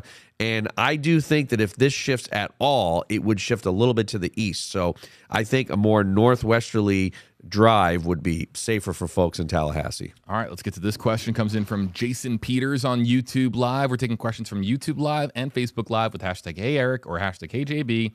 is there a big difference between the dirty side of the storm versus the landfall area? And hello from Tallahassee. I didn't actually see that until I saw this live. Yeah, Jason, if you're in Tallahassee, listen to what Eric was just talking about having a plan. But yeah, dirty side of the storm versus the landfall area. I guess landfall area, do they mean, I guess, the probably eye of the where storm? the eye lands. Yeah. The dirty side of the storm, unfortunately, is where Tampa Bay is. And we're going to experience a lot of storm surge. If you're on the east side of this storm, the wind's going to be picking up from the south and southwest, and that's going to blow water right into the coastline until you get into the eye of the storm and then move to the west, and that's going to move water away from the coastline. So the biggest difference between where you're at in the eye of the storm is strong wind, right? Otherwise, you're not going to have any storm surge in the eye of the storm. As soon as you move to the east, that's where all that water is going to be pushed on the coastline. So you don't want to be on any side of the storm. You don't want to be in the middle of it. You don't want to be on the eastern side. But the dirty side of the storm typically has a little bit more rain, but storm surge is the issue. Saying hello to our audience joining us on the WFLA Facebook page, WFLA YouTube page. Happy Tuesday evening to you. Eric Stone, JB here with you, taking as many questions as we can get to on this evening edition of Tracking the Tropics. We will have additional coverage over the course of the coming days, and real-time Wobble Tracker, that's streaming live right now on WFLA.com. Wobbles will really become something we focus on really more tomorrow and even into Thursday as the storm gets closer to the Florida coast. Let's go to Noah on YouTube Live. Hashtag HeyJB, how likely is it for Helene to book it east instead of turning north like the tracks say? So look, this right now, the tracks have the storm going like this. What are the chances that it like that? I think this is the perfect time to bring up the Fujiwara effect. Okay. Now, this is very rare. You've got a low-pressure system in the center of the country. It's a cutoff low. You see the circulation around that low in the blue. Now, what's going to happen here is Helene is actually going to be so sucked up, so to speak, right? It's going to be guided and attracted to that upper level low. That's what's going to keep this thing moving more northerly than more northeasterly. We also have a huge high pressure that's brought us great weather the last few days. Now, with Ian, we didn't have that high pressure. We did have a trough and a cold front coming in to help push Ian to the northeast. But we've got two factors here that's actually going to bring this system north. And then what happens is it actually gets sucked into that upper level low, and the two systems will be combined into one. By that time, it's not going to be a strong storm. So it's not like we're going to have this super powerful storm, but it's really a cool effect. Cool? Yeah. So well, I was reading it's something that you just don't see. Right. It's just, I guess it's very rare. Rare. Okay. Usually two lows will repel each other, but in this case, they're attracting each other. Do you like, so Eric gives the scientific explanation of the Fujiwara effect. I'm going like, I look at the guy standing outside your plane directing traffic, trying to give everybody an idea. Look, the chances of this thing booking it to the east and all the models being wrong are what? Very, very, very low. Now, I mean, I wouldn't be surprised if the track moves a little bit to the east, but I think what he's talking about is what happened with Charlie, what happened with Ian. Last second, it just takes that northeasterly turn. And that high pressure, as well as that cutoff low that's attracting this system toward it, I just don't see that happening this time. Let's go the opposite way. Okay, so Jays says, on the opposite of the current question, what are the chances this shifts west? Okay, so you guys know where I'm going with this, right? So storm's going to go this way, right? What are the chances it goes west? Don't be an air traffic controller. Yeah, no, clearly I'm terrible at this. JB, this may be why the models are in such an agreement, because we've got two really big features, and this system has to go right in between those features. And the models have a good handle on that cutoff low and that huge high pressure. So it really has no choice but to go right in between them. So I don't see this really deviating from where it's at, especially much to the west. Now, the patterns I've seen, everything moves west to east, right? The high pressure is going to move west to east. The cutoff low is going to move west to east. I don't see the track moving west. If it moves at all, I think it would move a little bit to the east. Okay. And if can you throw up the spaghettis again? Yep. Because to illustrate exactly what Eric is talking about, look at this. Like they're the unison here, we've been doing this show for 6 years, and to have them all this early be this much in agreement is something that you don't see all the time. No outlier models, no one model that just sends it, out to sea or anything crazy like that. There's tremendous model agreement. Let's go back to YouTube. Jen of the Jungle, Facebook Live, you're coming up next.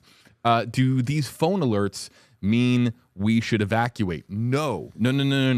Look, heed the evacuation warnings from your local emergency officials. We have details on WFLA.com. I'm going to actually read a few of these live. And you know what? I'm going to put this in the comment section on both Facebook Live, evacuations. I'm going to put this on Facebook Live and YouTube Live so that you guys can all see it. Click on this link to our moderators on YouTube. Perhaps you can share this out as well. This will have up-to-date information about evacuations in the Tampa Bay area. So Citrus County, a mandatory evacuation for Zone A. Hernando County, mandatory evacuation where will begin 8 a.m. Wednesday for areas west of US 19. That's zones A, B, and C in Hernando. Manatee County, a mandatory evacuation for level A and voluntary evacuations for level B. No mandatory evacuations in Pinellas as of 1:30 today. There's only mandatory evacuations for healthcare and long-term care facilities in Zone A. And starting at 7 a.m. on Wednesday, Sarasota County will have an evacuation order in place for Zone A. Now, look, this is all changing in real time. Updates on WFLA.com and trackingthetropics.tv. That list, we have a team working around the clock to make sure that you guys are up to date with the very latest information. Speaking of our counties in the Tampa Bay area, let's go back to Facebook Live. Jessica Ann wants to know, #HeyJB, will Manatee County be affected, Eric? Yeah, going back to the last question, it's very, very important to know what zone you're in. A lot of people don't. They just moved here. Hey, I've been here 6 months. Yeah, I don't know. Know your zone. I don't know what a zone is. Yep. We've got that all on our website, too. Do you remember, JB, last year when Idalia hit? Do you remember that it was that big ruler out in the water in Crystal River? Yeah. And it reached 11 foot, yeah, and the stop sign was underwater, and we kept saying, oh, boy, is it going to cover the stop sign? I think it is this time around. I think it's going to be worse this time around than it was last year with Idalia. As far as Manatee County, again, if you live along the coastline, you may be expected to evacuate. We're expecting 4 to 7 foot of storm surge in that area. So what I always say is in that area, if you live east of 41, you're not going to be affected by storm surge. If you live west of 41, then the possibility is there.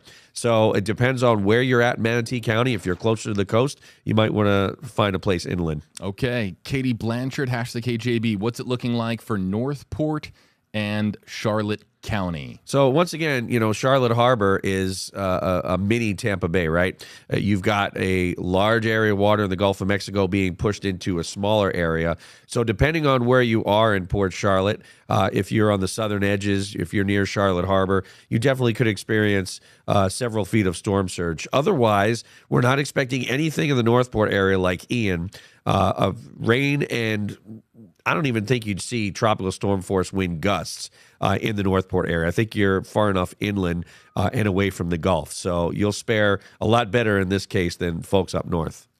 I think I want to reemphasize a point, but we'll pause on the questions for just a second. We've got Alexandra on deck on Facebook Live for the next question. But really quickly, there was a point in your forecast, and I think this can't be understated or overstated. I always forget and mix those two up. But really important to note, it was like a footnote in Eric's forecast, but I want to emphasize it again here because I think it's really important. It's the speed of this storm. If this storm was a hot rod, man, we're talking about a speeding ticket getting issued. This is a storm that is just going blazingly fast, and my goodness, is that a good thing? The longer it sits over those Gulf waters, Eric, right? And we're talking about rapid intensification opportunities, and then we're talking, of course, about sitting over the panhandle, sitting over a spot like Tallahassee and really causing significantly more damage than otherwise would have been if the storm was moving as fast as it's projected to. True. Unfortunately, it's moving rather slowly. At 12 miles an hour is not too slow, but it's going to take its good old time between now and, say, tomorrow afternoon, right there in the southern Gulf, before it starts making its way. Yeah. So it is going to have a good, I'd say, at least 12 to 18-hour window where it's moving relatively slowly and moving over warm water that it will intensify quite rapidly. But as far as rain goes, rainfall, yes, there won't be as much rainfall because of how fast it's moving, but it doesn't really help with the storm surge along the coast. So it kind of has pros and cons to it. Let's go to Alexandra. I promised on Facebook Live thoughts on the likelihood of power outages in Pinellas County. Yeah, there are going to be power outages everywhere in the Bay Area. We had them with Adalia. We had them, I think, even with Debbie. Nicole last year, Ian a couple of years ago, I should say, Nicole and Ian. So there's going to be power outages out there. There are going to be trees that are dead and fall on power lines, and it's just one thing, that we have to deal with. Will it be widespread? Right now, I don't think it'll be widespread, but again, if this tracks a little bit further to the east, it'll be exponentially worse. JP Graph, #KJB. When should we expect the barometric pressure to drop? And perhaps you could that's interesting. Opportunity to explain. So barometric pressure, it's actually dropping right now, believe it or not. So, if you live in the Bay Area, we had beautiful weather the last few days. We've had high pressure right over top of us. And so the barometric pressure has been about as high as it's going to be. And that's going to slowly decrease. But if you want to talk about rapidly decreasing pressure, I think that would happen Thursday morning into the afternoon and evening once this gets as close as it's going to get to Tampa. All right. Sitting down with us now, Chief Meteorologist Jeff Baradelli. Jeff, good to see you. Hey, good to be here. Hey, how you guys doing? How you guys holding up? Good. I hope you guys are holding up okay because we got a long slog. I'm ready. Yeah. No. Eric's got his Mountain Dews ready, ready in the fridge. My sodas, my iced teas, everything. He's ready to go. Jeff, anything in the 5 o'clock update that really caught your eye? Well, you obviously heard the phones go off, I assume, up here. We were live when that happened. Yep. Storm surge warning, hurricane warning for the Nature Coast along the coast, hurricane watch for everybody else, and a tropical storm warning that's in effect as well. Eric, I think... I don't know. You tell me. Has there been a ever so slight shift east? Yeah. That's what I was talking about a little while ago. It almost seems, Jeff, very similar to the 11 o'clock, or I should say the 5 a.m. track. Right. So, well, and you noticed it before. Some of the new spaghettis are shifted maybe 20 miles east of where they were. So instead of a western Big Bend hit, some of those new ones are an eastern Big Bend hit. Right. And I don't know if you talked about it with folks, our in-house model, the graph model. I did. Yeah, we did show that is a significant shift east, which puts our coast into hurricane force gusts at least. Yep. So we just hope that that's not a trend, that it stops right there, That's what we hope, yes. But if you looked at the wind gusts, I mean, that is a solid Cat 4 storm. Now, the National Hurricane Center is forecasting a 3, and it would be really hard in this short period of time to achieve 4. But, the water is as hot as it's ever been there. So I guess if there's ever a time that you could accomplish that much, intensity increase in such a short period of time, it may be this time. So we'll see what happens. And Jeff, as we talked about before, the models have underdone some of these storms in regards to wind speed. So I wouldn't be surprised if it was a 4, especially since you can see a prolonged period of time at a Cat 3 where you'd think, wow, I'm surprised it's not. It's still got enough energy to make it to a 4. So I would predict that it may make it 4. Yeah, I think he's probably right. There's at least a solid chance that it becomes that. We're getting a lot of questions now about the Panhandle, and we've got questions coming in. Again, Facebook Live, YouTube Live. You can now use #HeyJeff, #HeyEric, or #HeyJB. But a bunch of questions coming in about Panama City Beach. Outrage says, "Hey Eric, hey JB, what can we expect in PCB?" And then Ayana saying, "Hey Eric, hey JB, what will Panama City be as long as it stays on this track, you're not going to have to worry about storm surge at all. But it does look like it'll be close enough that you'll at least have hurricane force wind gusts, if not maybe a short time of hurricane force sustained wind. Again, that would occur late Thursday into early Friday. But at least you'd be on the west side of the storm. You wouldn't have to deal with a storm surge. Of course, you're going to get a lot of rain. Jeff, we were talking earlier about Tallahassee. I mean, they're going to see impacts. Yeah, so the earlier graph model pushed the core of the storm right on top of Tallahassee, and I thought to myself, wow, this is going to be bad. Now our newest in-house model pushes it just east of Tallahassee, would spare Tallahassee the brunt, but I'm not sure which one of those computer runs is correct. So at this point, and it was really only a shift of maybe 30, 40 miles. That's a decent amount of shift in one run. Bottom line here is that if it moves right over Tallahassee, the fact that this storm is going to be moving so fast and it's going to be a strengthening storm pretty close to the coast, probably meaning it has forward momentum. Well, it could bring gusts over 100. It really legitimately could bring gusts well over 100 miles an hour to Tallahassee if it hits right. And that, there's a lot of old trees in Tallahassee, and there's a lot of old homes in Tallahassee. And so I think we should be watching Tallahassee very closely. Hopefully this will somehow miss a direct hit there. We were just talking about intensity, right? So Chris wants to know, #Hey Eric, I'm seeing runs showing Cat 2 all the way up through Cat 4. What are your thoughts? Thanks. So, let's just talk about intensity forecast real quick. Yeah, I mean, Cat 4 is possible, right? It's basically what I've been thinking all along. Jeff and I talked yesterday about it, and I said I wouldn't be surprised if this did get to a Category 4, and I still believe that it will. Again, it all depends on how fast it organizes. Right now, it's a 50-mile-an-hour tropical storm. If it gets its act together sooner than later, if it does not hit Cancun, it does not go over land, then it's going to have more opportunity to stay strong and strengthen more. So I would say at least, Jeff, a high-end 3, if not a low-end 4. We're seeing a lot of changes just right now, where you probably noticed the cloud field is expanding in every direction now. You mentioned before, we were talking about the wind shear on the western side has now weakened. It's pretty much gone as that upper level low moves into the western Gulf. So and you could see the reaction of the atmosphere all of a sudden today, and over the past couple hours especially, it just like that. So it's breathing. There is a very nurturing environment around it. And let's see how quickly the pressure's been dropping. We're 997 already with winds of 50. Well, the wind should be higher than that, right? So that means the winds are going to eventually catch up to that pressure drop, and that pressure is going to likely continue dropping. So we'll see. Yeah. And like you mentioned, if it goes over land, it disrupts it for a few minutes. If it doesn't, it could be off to the races.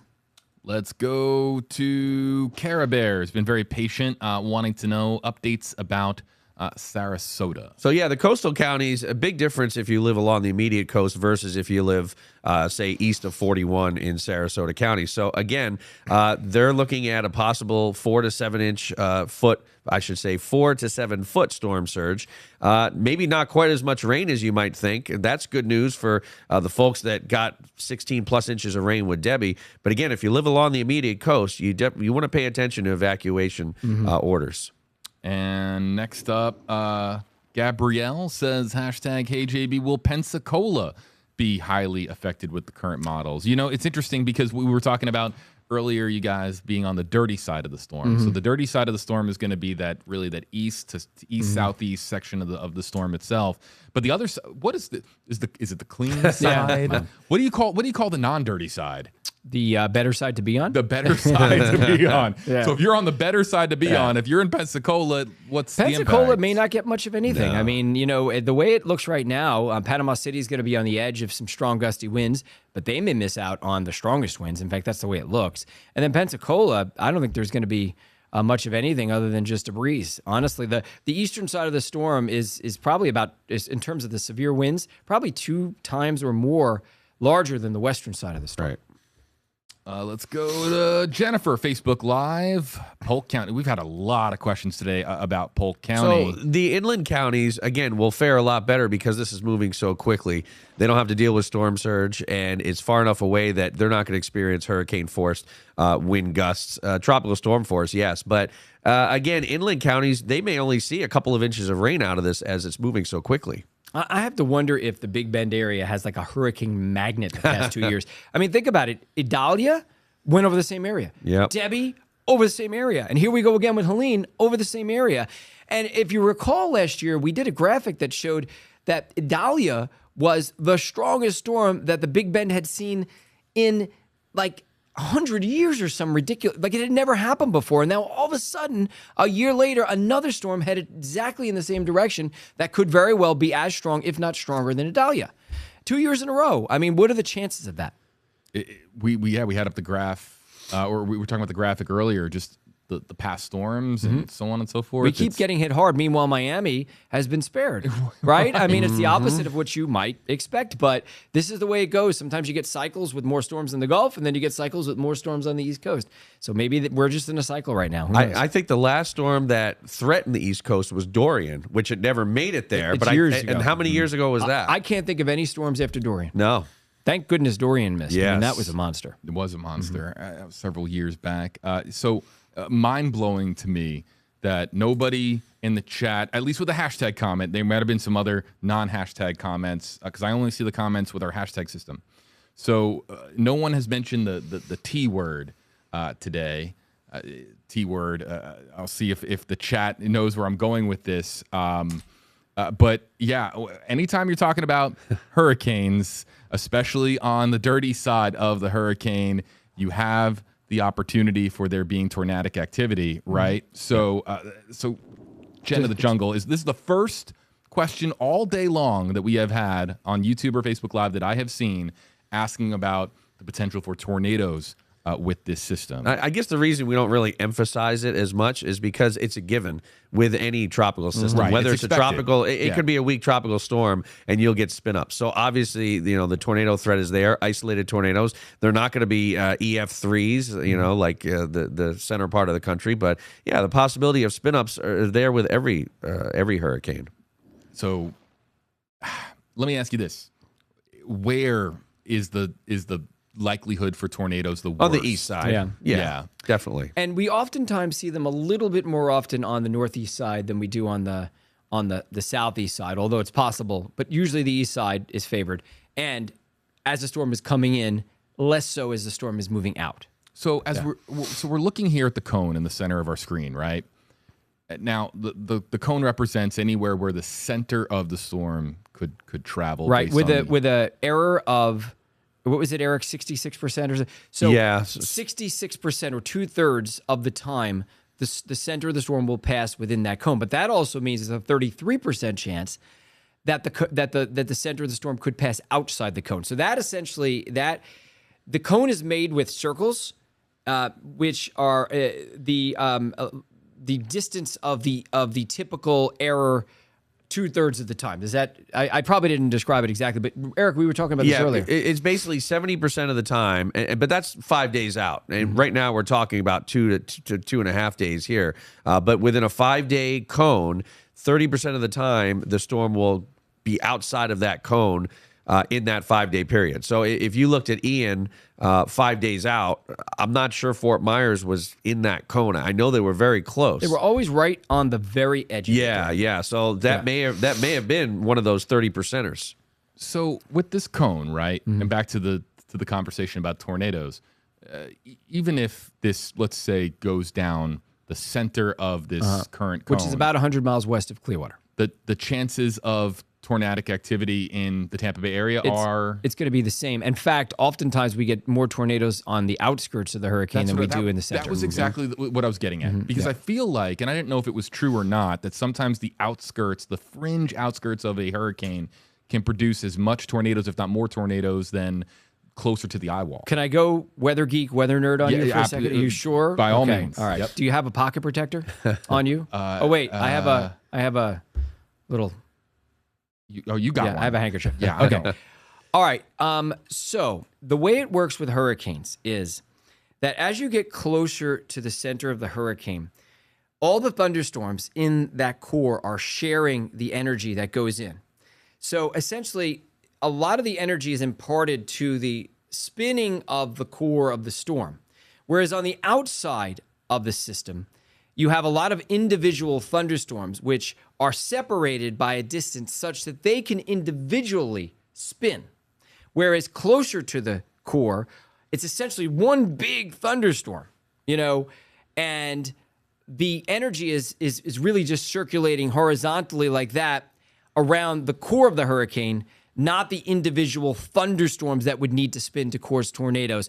That's more likely outside of where the strongest winds are overall. Was that a little too much? JB, I'm asking you. I was actually reading some questions. Oh, So maybe our audience gives us hey, look, I was going through the latest questions.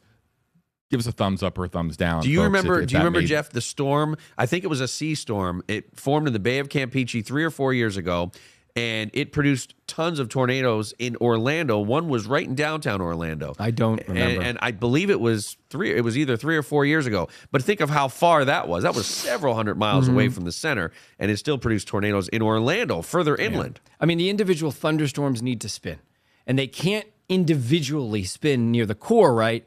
They can really only individually spin far enough away from the center of a hurricane where they have some autonomy, where they're isolated enough and they're not controlled by the mothership. Right? So that's kind of, don't get me wrong, you can get vortices inside the core of the hurricane, but it's more likely to get these mesoscale, like supercells outside of the hurricane. So let's throw this up. It's for you, Jeff, and I think it responds to what you're just talking about. We need to remind the community. It's from Denica on Facebook Live. We need to remind the community the bands and gusts are likely to be the worst, not to dismiss the storm just because we are not in the immediate track. Truth to this? Yeah, and I hope that we're not dismissing it. I mean, with 10 to 15 feet of surge possible on the Nature Coast from Crystal River north and 5 to 10 feet of surge possible everywhere else, well, we're not, this is going to be a dangerous storm. And if it comes any further east, and it still may. Eric and I were talking about this earlier. There's always a surprise, Eric. Yeah. It almost never does a storm come on shore without some surprise, some change in track, something. Which, by the way, JB, I know you've probably been plugging this, but the Wobble tracker is live on our website. And that Wobble tracker, as the storm gets closer, is going to help you to see, is the storm behaving? Is it staying on the course of the National Hurricane Center track right there? Or are we seeing wobbles? We saw this in the last storm. Was it in Debbie? We were talking about this earlier with We Debbie. saw it, and it kept happening. It kept happening, and the storm ended up probably 30 or 40 miles east of where the National Hurricane Center said it was going to be. So that tool is invaluable, and it's live on our website, WFLA.com right now. So one wobble is a coincidence. 2 wobbles makes an eyebrow go up. 3, 4, 5, 6, 7 It's a wobbles trend. in a row, you have a trend. And then all of a sudden, all the questions that we're getting on YouTube Live and Facebook Live, we're getting them almost every 90 seconds or so. And the question is something to the effect of, JB, what are the chances this just takes a dramatic turn to the east or a dramatic turn to the west? The Wobble tracker is basically calling play-by-play, almost like a sports announcer would, calling play-by-play of whether or not this thing is going to beeline it, in a certain direction. So let's, remind our audience that's streaming 24 hours a day, 7 days a week this week on WFLA.com. I say 7 days a week. We're going to be streaming it for the next few days. Well, you remember 365 days a year. All the time. Wobble tracker. Ian's Wobble tracker looked like a staircase. Yeah, It just kept moving north and east and north and east, and there it was. It hit Fort Myers. I'll tell you, it does work, and we've seen it over and over again. It's a good tool for you to track at home on your PC. NPR. We're in Newport trouble. Richie. Jim Cantori's there. Oh yeah, Yeah. Is that hold on a second. That's why everybody's scared. Is that confirmed? Yes. Yes, where he's there. Cantor Yes, is? yes. Okay. He's like a I hurricane think he just magnet. likes the area. Yeah, I don't know what. Listen, the Weather Channel has like 15 people they send out. Yeah, so they do. He probably, for whatever reason, he chose Newport Richie, or they sent him. I don't think it means anything. No. I mean, but still, 5 to 8 foot of storm surge means a lot along the immediate coast and possible hurricane force wind gusts. So definitely some damaging effects from this storm there. And you know what, Eric? You brought up a good point. The reason why they probably sent the most visible person on the Weather Channel to Newport Richie is because once you get north of Crystal River, there's not that many communities. Whereas at 5 to 8 feet of surge in Newport Richie, it affects a lot of people, and less so as you go further and further up the coast. I'm just guessing as to why they might have done it. I was telling Val that. I think once you get north of Newport Richie along the coast, the population is dramatically lower. Right, And sure. so that's probably why he's there. A YouTube flash poll. Specifically for our YouTube audience, because we can make a poll really quickly there. Do you believe in the Jim Cantori effect? Do you believe that where he goes it just it's an ominous. Do we sort believe of the Indians boding. are saving us from these Oh, storms? that's a whole that's a whole other nother No, we thing. could do a whole other one there. Yeah, the Indian burial grounds that we hear about. We will come back to the poll on YouTube. If this hits Newport Richie dead on, then I'm sold. Well, then he's going to deserve to be fired It's or it. something That's like that. it. But, but it's happened so many times What already. happens this time, I believe it. But it's not that. It's not the opposite. It's not the chicken, the egg. It's they send Cantori there because they think it's going to hit there. Right. It's not like they send him there and then the hurricane decides to go to him. I just know one thing. Okay, it's a chicken and egg situation. Unless he's the one saying this is where it's going to be the worst, I'm going there. Jim, you deserve a raise. I mean, look, they're always sending you to the worst spots. Stephanie, hashtags all around. What about Hillsborough, around Onasassa, and the Seffner area? A lot better than in and around the bay, right? Don't have to worry about storm surge. But again, I would be surprised if we saw some pretty strong tropical storm force wind gust in that area. Again, it all depends on if this thing moves 25 to 50 miles east, then we're talking about hurricane wind gusts in eastern Hillsborough County. So for now, a good 50 to 60 mile an hour gust in those areas and a few inches of rain since this is moving quickly. Okay, so we have come to a point in our stream where we are going to take a brief break, and it's not because you and I need a break, or Jeff and I need a break. We can go. We have. We have. we can go for hours without taking a break. Actually, folks, we are taking a break for the purpose of doing a segment on WFLA News Channel 8. Our hit time, I believe, is 5:52:30, somewhere in that range. So we need to actually now start talking to the control room. So we're going to take approximately a 5-minute break. We're going to come back and continue to answer your questions out of the Facebook Live, YouTube Live comment section. So if you are really trying to get your question answered on Facebook Live or YouTube Live, or if you want to just continue watching the program, tracking the Tropics, streaming live, of course, on WFLA's platforms, you can continue to do so coming up here in about 5 minutes' time. But in the meantime, Eric and I will be doing some TV work on News Channel 8. So don't go anywhere, folks. We will be right back. See you in about 5 minutes across all platforms.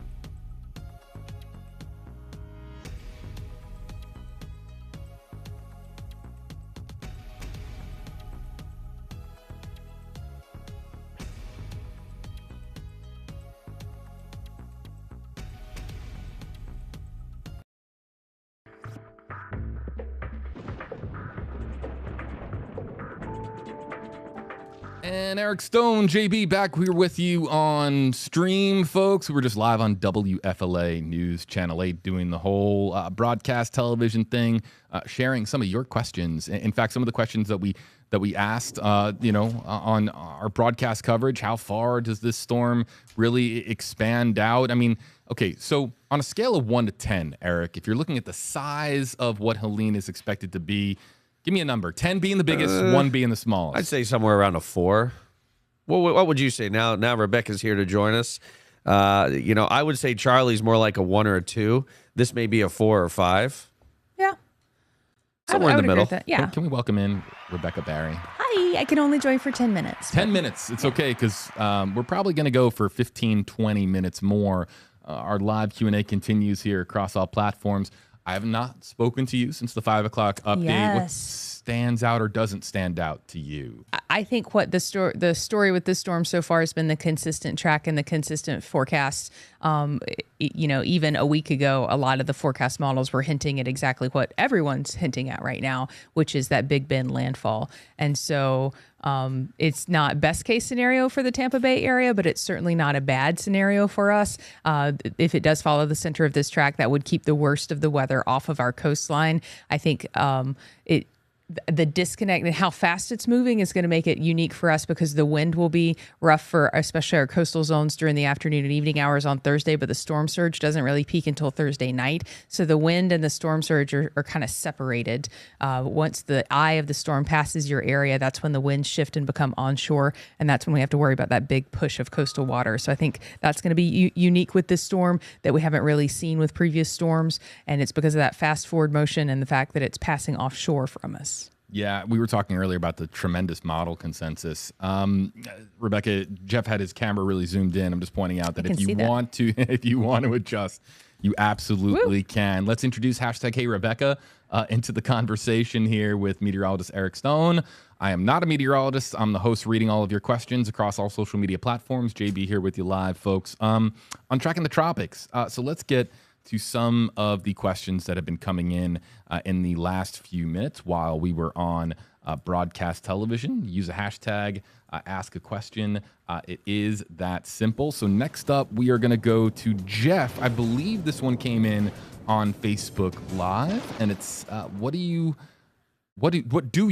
about the Spring Hill area? I think the word think was supposed to be in there, you guys. Well, I sure like that you're not along the immediate coast, so you don't have to worry about storm surge. But the further north you are, the greater chance that you could see some hurricane force wind gusts, especially, and I know Rebecca, Jeff and I were talking about the graph model being several miles to the east compared to the previous graph model. That's our in-house model. So places like Spring Hill, if that does verify, could see a wind gust over 70 miles an hour. And I think for areas in Hernando County, I do think a lot of 19 is going to end up underwater at some point Thursday night. Yeah. And so that's a major thoroughfare. It kind of paralyzes the north-south movement of Hernando County, Pasco County, Citrus County, certainly. And so I think you'll have to take the veterans in those inland areas. Facebook Live, we're back as well. So if you want to start typing in your questions there, if you'd like to join us on Facebook Live, YouTube Live, we're taking your hashtag-based questions. John Ross says, #HeyRebecca, how about St. George Island? That's up by Apalachicola, right? And so, I mean, look, interestingly, probably if you're on St. George Island, you want this thing moving east, right? But if it's an island, yeah. How far out is that island? It's not too far out, but they are not on the dirty side of the storm, so to speak. So I'm not necessarily worried about storm surge for them. They probably would have to consider evacuating. Yeah, I mean, there may be, I don't know the distance between the island and the intercoastal and Florida itself, right? The mainland. Can you zoom in here on this map at all, Eric? Because I can show you. I don't know if we're going to see. I don't know if we're actually going to see. Because I have it on a map here, so I can show you kind of like where it is, because it's in a problem spot. Yeah, it's not great. No. So widespread damage. Yep. The only thing going for it is if it follows the center of this track, it's not on the dirty side of the storm. Yeah, I mean, because here's the thing, you guys. It's a skinny barrier island that's basically located almost dead center in the center of that cone. So, look, it doesn't look all that great for St. George Island. Let's get to some other questions that are coming in, and this one comes in from, it's a creative name, Lauren Order. Oh, that's a very cute name. It's a good username. Hey, JB, Eric, what will the weather in Gainesville, Florida see? And for those of you unfamiliar with the makeup of the state of Florida, that's, of course, home to the Gators, the University of Florida. So with school in session, that's obviously tremendous concern for parents, family members of Gator students that are up there in Gainesville. I bet they have school. Florida State does not, but I bet Gainesville's probably fine. They're just on the outer edge of those rain bands, looking at seeing a little bit less of an effect than what we're seeing. And so I do think that everything's going to be pretty fine in Gainesville. Let's go to, Jody. Jody on Facebook Live. Lee County is the question. Oh, yes. My old stomping grounds, right? Cape Coral is a lot of canals there. Thankfully, they're not going to get a lot of rain due to this moving so quickly, but still several inches after a rainy season could flood some of those canals. Otherwise, the Caloosahatchee River does kind of run through between Fort Myers and Cape Coral, so you may see some storm surge there, but definitely nothing like Ian. We got an evacuation question I want to get in here. It comes in from Kristen. I'm just hot loading these questions in. Tampa, TNC area in flood A zone. Should we evacuate? I had the list of evacuations pulled up earlier, but I believe that flood zone A was in there, you guys. Give me a second and I'll kind of, pull it up here. I'm not sure Hillsborough County has issued any evacuations yet. Right. So let's check WFLA.com, the latest here. Yeah, nothing for Hillsborough yet. I am fairly confident in that because my doggy daycare is in Zone A, and that's where Cooper will be unless they call for evacuations for Zone A. That's a priority with Cooper. Otherwise, Cooper might be on WFLA now. Oh, that's great. Just like pickles. Why not? Cooper's first hurricane? Yeah. No. Cooper was born in October of last year, so this is his first opportunity for Cooper's first hurricane. If you want to see on your Instagram, right? Yeah. Okay, the cutest dog, man. Yeah, like Cooper is one cute pup. Check out Rebecca Barry's Instagram. Do we need the emoji wall for the dogs? Remember that? We got to bring that feature. I deactivated that feature, but we should bring that one back. Let's go to Zephyr Hills. We've had a few in Zephyr Hills that I have missed question wise. Just me in Florida. Hey JB, with the size, how far inland to Central Florida to Zephyr Hills? Yeah, it's pretty far, well away from the coast. And the further away from the coast you are, the wind decreases quite a bit. So if it does stay on this track, maybe 40, 50 mile per hour wind gusts in Zephyr Hills. But again, if this moves even 25, 30 miles eastward, then you're going to be looking at 60 to 70. Let's see. I'm trying to get in some new questions. This is a great question. But Jessica Wood, hey, JB, Rebecca, what should we do with the sandbags after the storm has passed? Sand castles are more fun on the beach rather than home. I have known some people, look, if you have a shed in the backyard, keeping your sandbags handy. I mean, look, they take up a good amount of space, Rebecca. But they do. But they're helpful. They are excellent if your dog breaks off a little tiny piece of the bottom of your fence. Little patch right there. Cover that up. Some counties do have a site where you can go empty your sandbags. Some counties do that. Keeping them is probably the best option because we're not going to not do this again. And then you could eventually build up your sandbag stockpile since you usually get 10 a piece. And then next time you can get another 10. And sooner or later, you have your own sandbag empire there. Sounds like a stone cold deal right there, yes, Rebecca. Oh, yes, boy. Absolutely. But keeping them, or if your county allows you to take them back to where you got them. Yeah. Sometimes when you pick up, you can always ask that question too about, best practices for afterwards if you should, bring stuff back, pay it forward, folks. Nancy Lyons, hey, JB, what wind speeds will close the Pinellas County bridges? This is really an important question. It's tropical storm force, right? 40? I believe it's sustained winds at 40 miles per hour. Yeah. In most counties, the local police are kind of in charge of that with the wind meters. And so a lot of times they'll close, like I expect on Thursday, we'll get some bands of storms with those types of winds in them. So I would hope that they just close it temporarily and then reopen it once that wind passes.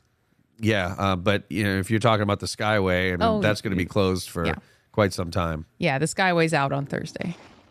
Hey, Eric from Donna, what about Brevard County? It's funny, I post these Facebook updates on my personal Facebook, and I've got people that I'm friends with because I do play pinball over there, of course, and I kind of just put a smile emoji like, I wouldn't really worry about too much in Brevard County.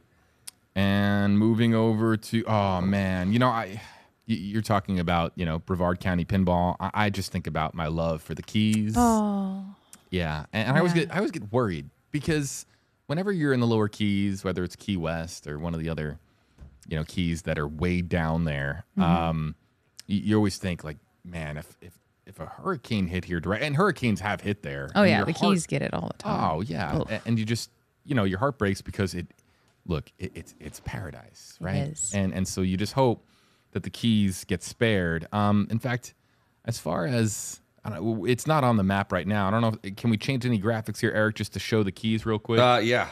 What I'll do is I'll just back this up a little bit.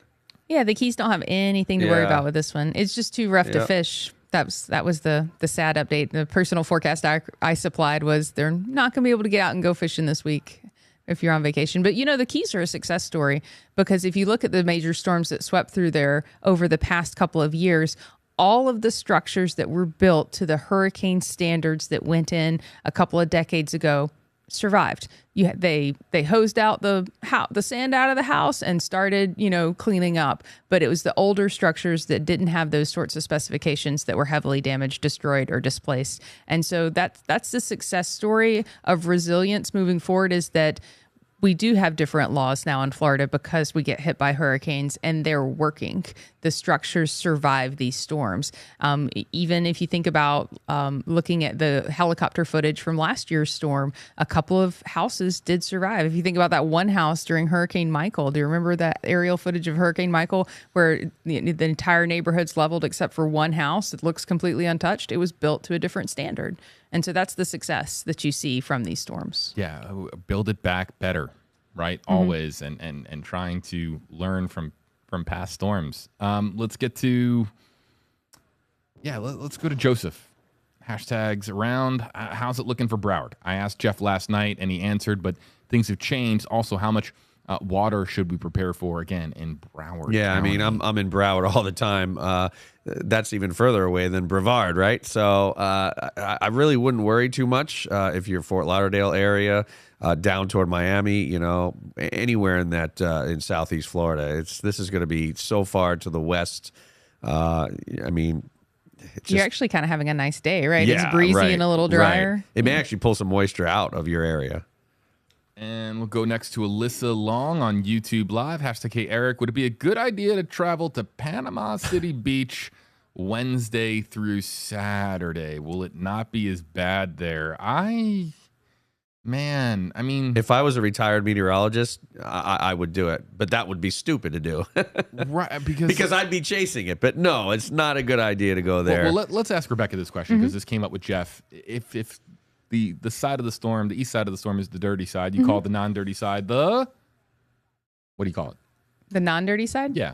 Oh, I don't call it anything. It's just not the dirty side. Right, we were talking about that. There's no name for the west side. No, because it's not nice. It's still not a good day. It's just not the floody side. Right. So if you're not, to use there's a meteorological term we'll coin the floody side. So if you're on the non-floody side, like Panama City Beach might be, it's still really windy.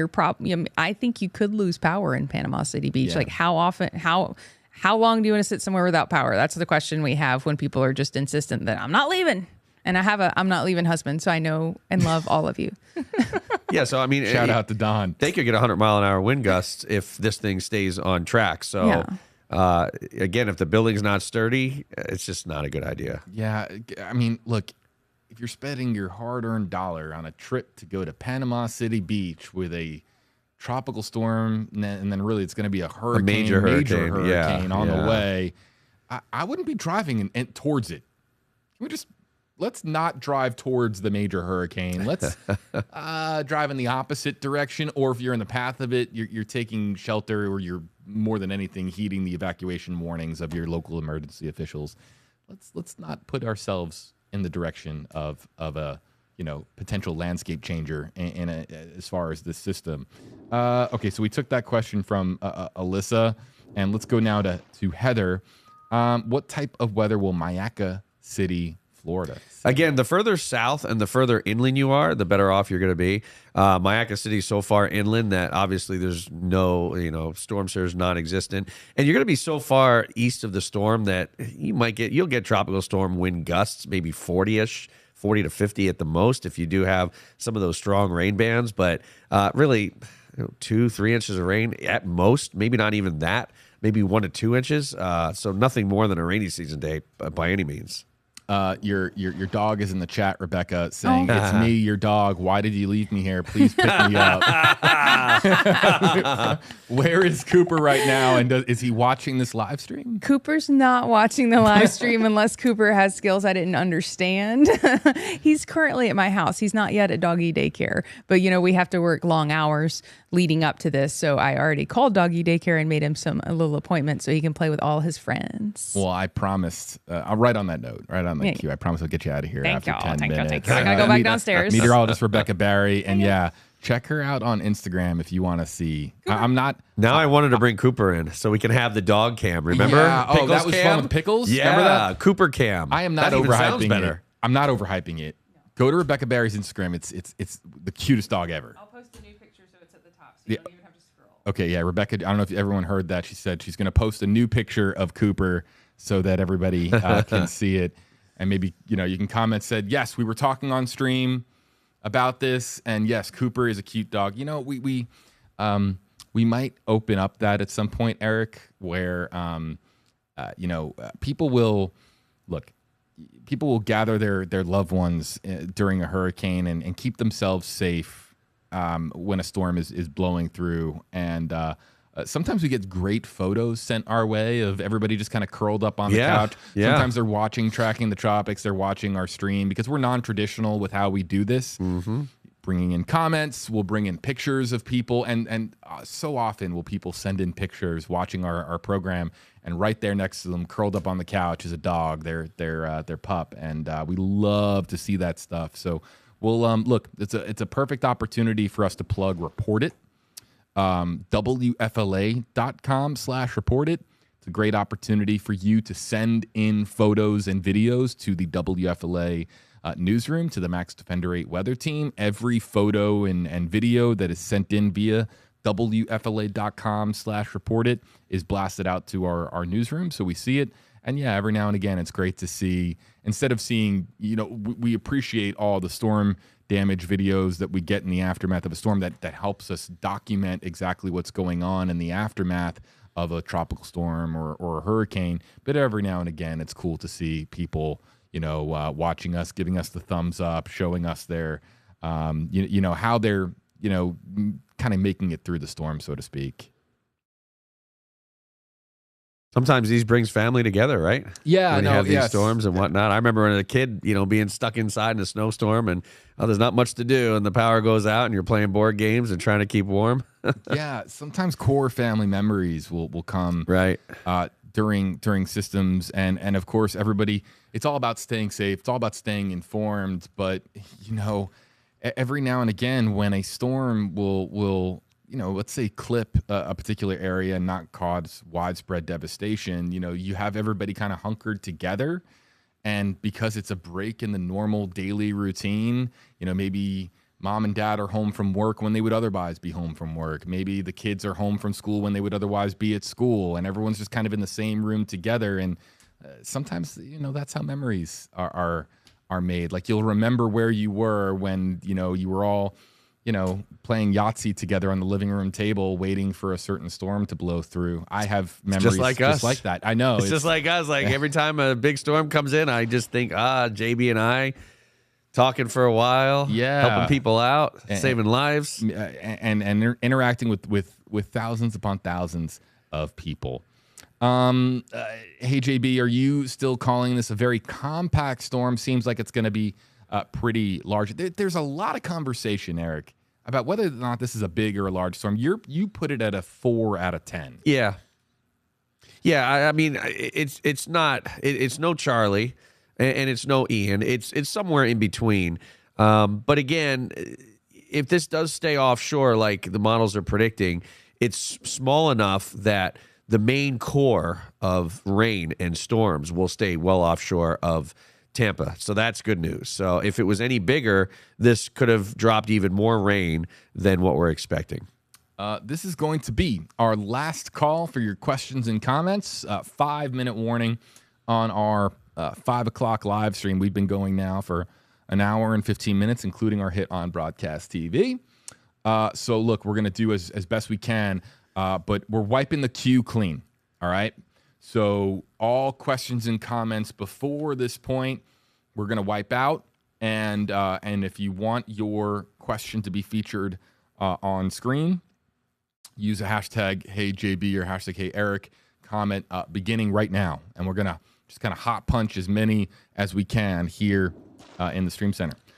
Dory wants to know, what does it look like for Northport? She says her parents are there. Yeah, we talked about Northport a little while ago. Thankfully, they're not going to experience the rain and the wind as they did with Ian. So I would say a couple inches of rain, nothing more than a rainy season day. And if they get tropical storm force wind gusts, that'll be the most, like 30 to 40 at most. All right, Polk County is the question from Trist Nicole. Yeah, and Polk County's big. I mean, you know, you talk about Lakeland, or you're talking about Winter Haven or Davenport area. The further east you are in Polk County, the lesser of chance you're going to experience tropical storm force wind gust. But I definitely wouldn't say anything more than about a 50-mile-an-hour wind gust if you're in, say, the Lakeland area. Let's go to Okaloosa County for 4Q. Yeah, that's up on the Panhandle. Yeah, I'm trying to think all the way west. That's like, I think westmost Pensacola. Yeah, basically, I think right there where the Scambia. Yeah, all the way west. I've Panhandle. got two really good friends of mine in Pensacola, and they've been bugging me about, hey, what's going to happen? And you're going to be so far to the west of the storm. I mean, you may not even get much rain, let alone you're not going to get any wind out of this. So, first of all, you're on the good side of the storm, and it's so far away that I just don't think you have anything to worry about. There's a couple of good questions coming in here, but let's go to Rachel next. Hey, JB, Eric, how bad can tornadoes get on the dirty side? I've seen EF1s. I don't think I've never seen an EF2. Most of them are what we call EF0s. They're very minimal spin ups, and a lot of times once they make their way on land, they kind of dissipate a bit. So as far as intensity, the hurricane itself is going to be more intense than any of the tornadoes that spin up. The great question from Joe. Hey, JB, what's stopping this storm from becoming a Cat 5? Well, there's a few things stopping it. First of all, it didn't form until now. Right now, it's a minimal tropical storm. If this thing had a few days to gain strength like Ian did, then it already would be a probably Category 2 or 3 storm. And then by the time it made its way in the Gulf of Mexico, it probably would have been a 5. But it's also going to be moving so quickly once we get into the middle part of the day on Wednesday, it's not going to allow it to strengthen as fast as it could if it was moving slower. The third thing, it's dealing with wind shear right now. That wind shear is dying down, so it will be strengthening, but it prevented the last 24 hours or more of strengthening. Tropical wants to know, do you think the upper level low could steer this storm further east, Eric? No, I talked about it a while ago that this low is actually attracting the storm. In fact, the only reason why this low would, quote, steer it to the east or push it to the east is if the low moved faster than this storm, and that's not what's forecast right now. All right. So we've got a couple of other questions and comments coming in. Yeah, we're going to get to some other states here in a second.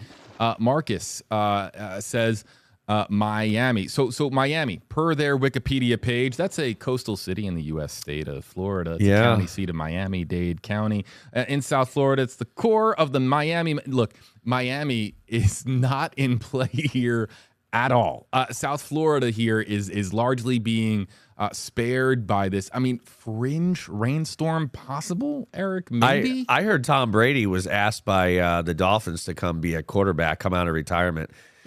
But I was you're right. I was getting my hopes up. I'm like, oh my gosh, Tom Brady coming back again? That'd be great. But no, the chances of Tom Brady coming back about his chances of you having any bad weather from Helene over the next couple of days. Life as normal in Miami. Yeah, I mean, really, to tell you the truth, we're South talking Beach, about that. enjoy it. Yep, Alligator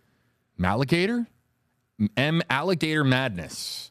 Let's call it Maligator Madness. Yeah, Hey, I JB, like that. please touch on South Georgia and the Valdosta area. We commonly get last-minute information and would like to know what to expect here. Idalia hit us pretty hard. I'm really glad that we're getting to this one towards the end of this live stream because Florida gets all the main headlines, right? Because Florida is first up. Yeah. But man, Eric, you're progressing through the graphics here. Georgia is very much go. in play. Valdosta, Georgia, along 75, very close to, if not right over top, definitely right to the east of the storm. So it's looking like hurricane force sustained wind. I would say, middle of the night on Thursday night into Friday.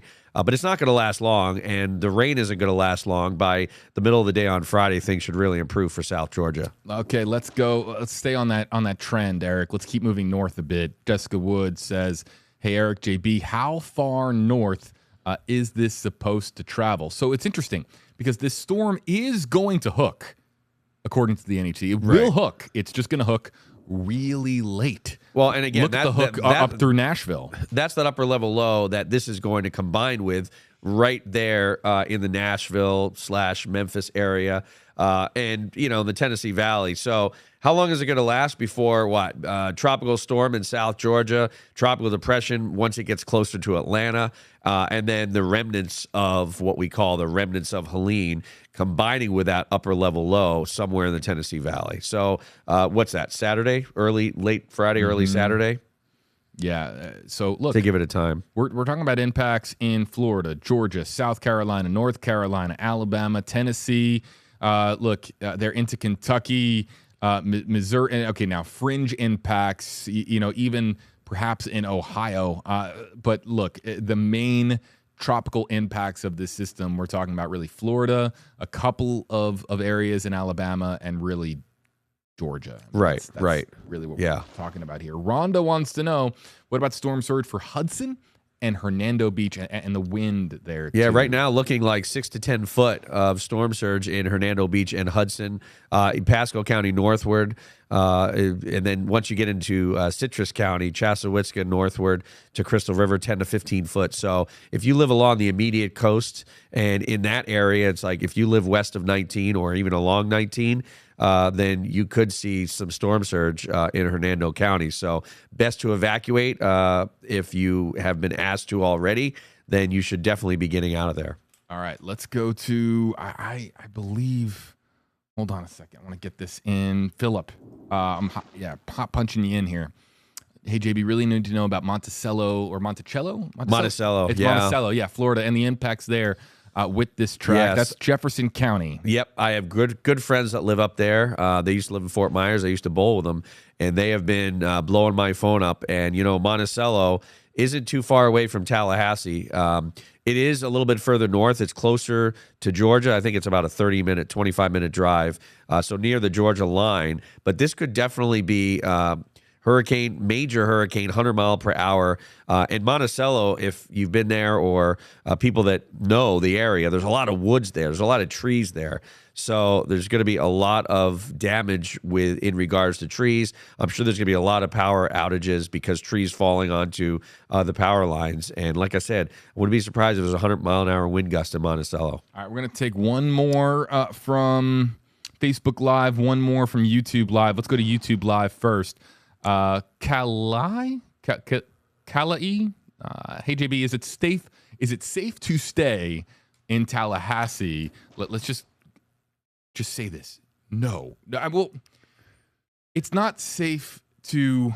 How do we put this? It may when we look back on this in a few days, we may say, you know what, it would have been safe to stay in Tallahassee. Maybe right. And if the model shifted the east, like the graph shifted about a couple hours ago, maybe it's safe. But do you really want to chance it? That's what I think I'm getting at. It's right now it looks like you'll be on the west side, but still pretty darn close to the center. Pretty darn close to 100-mile-per-hour wind gust. Do you really want to take a chance at being that?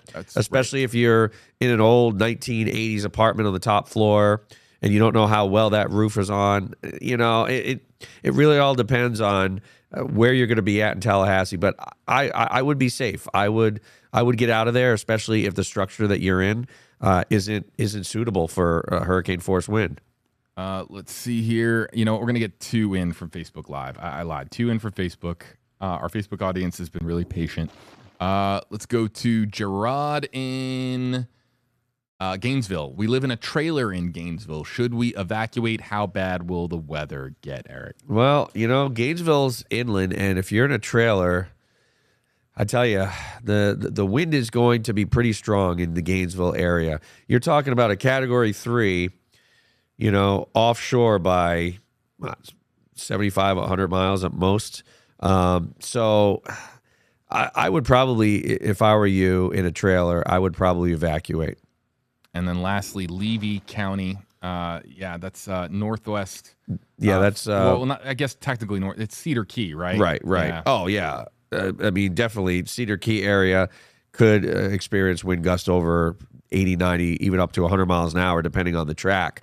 Right now, I think the forecast models I saw somewhere in the 85 to 95 range in Cedar Key. So if you're along the immediate coast, you're talking 13 to 16, 17 foot storm surge feet. So if you're anywhere along the coast, definitely not a good place to be. I would get out of there. And most of Levy County is going to experience hurricane force wind. That does it for this live Q&A on Tracking the Tropics. If you did not get your question answered, this is far from our last live stream. We are really early on in the live stream game here as far as interactively answering your questions. So let's explain the schedule going forward. I believe that Chief Meteorologist Jeff Berardelli will be doing a stream later on tonight. To be determined if that's going to be on YouTube. That will definitely be on the WFLA Facebook page.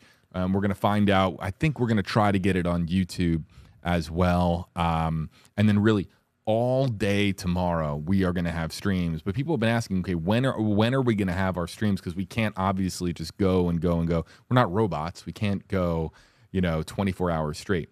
So it's really important for us to, be ready to go for landfall coverage. So landfall coverage is, of course, going to be Thursday, and that's going to be when we go what's referred to in the TV world as wall-to-wall coverage.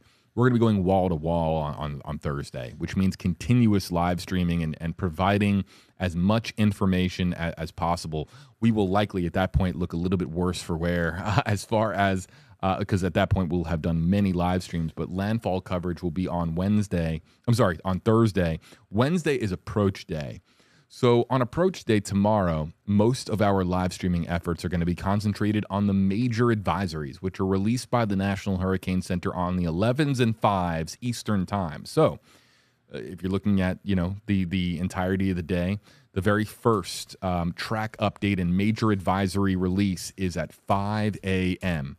The second one is at 11 a.m. The third one is at 5 p.m. And then the last one for the day is at 11 p.m. So Eastern time on the 11s and the 5s, both a.m. and p.m., that's when we get all the new information that we can break down from the National Hurricane Center. And then it's really the task of our meteorologists, Eric Stone, Jeff Berardelli, Amanda Holly, Rebecca Barry, Lee Spann, Val Simpson, all of us breaking down that data and explaining it to our audience, because a lot of it is going to be raw data. It's our meteorologist's job to basically comprehend it, digest it, point at certain models, certain trends, and basically point to where the system is headed.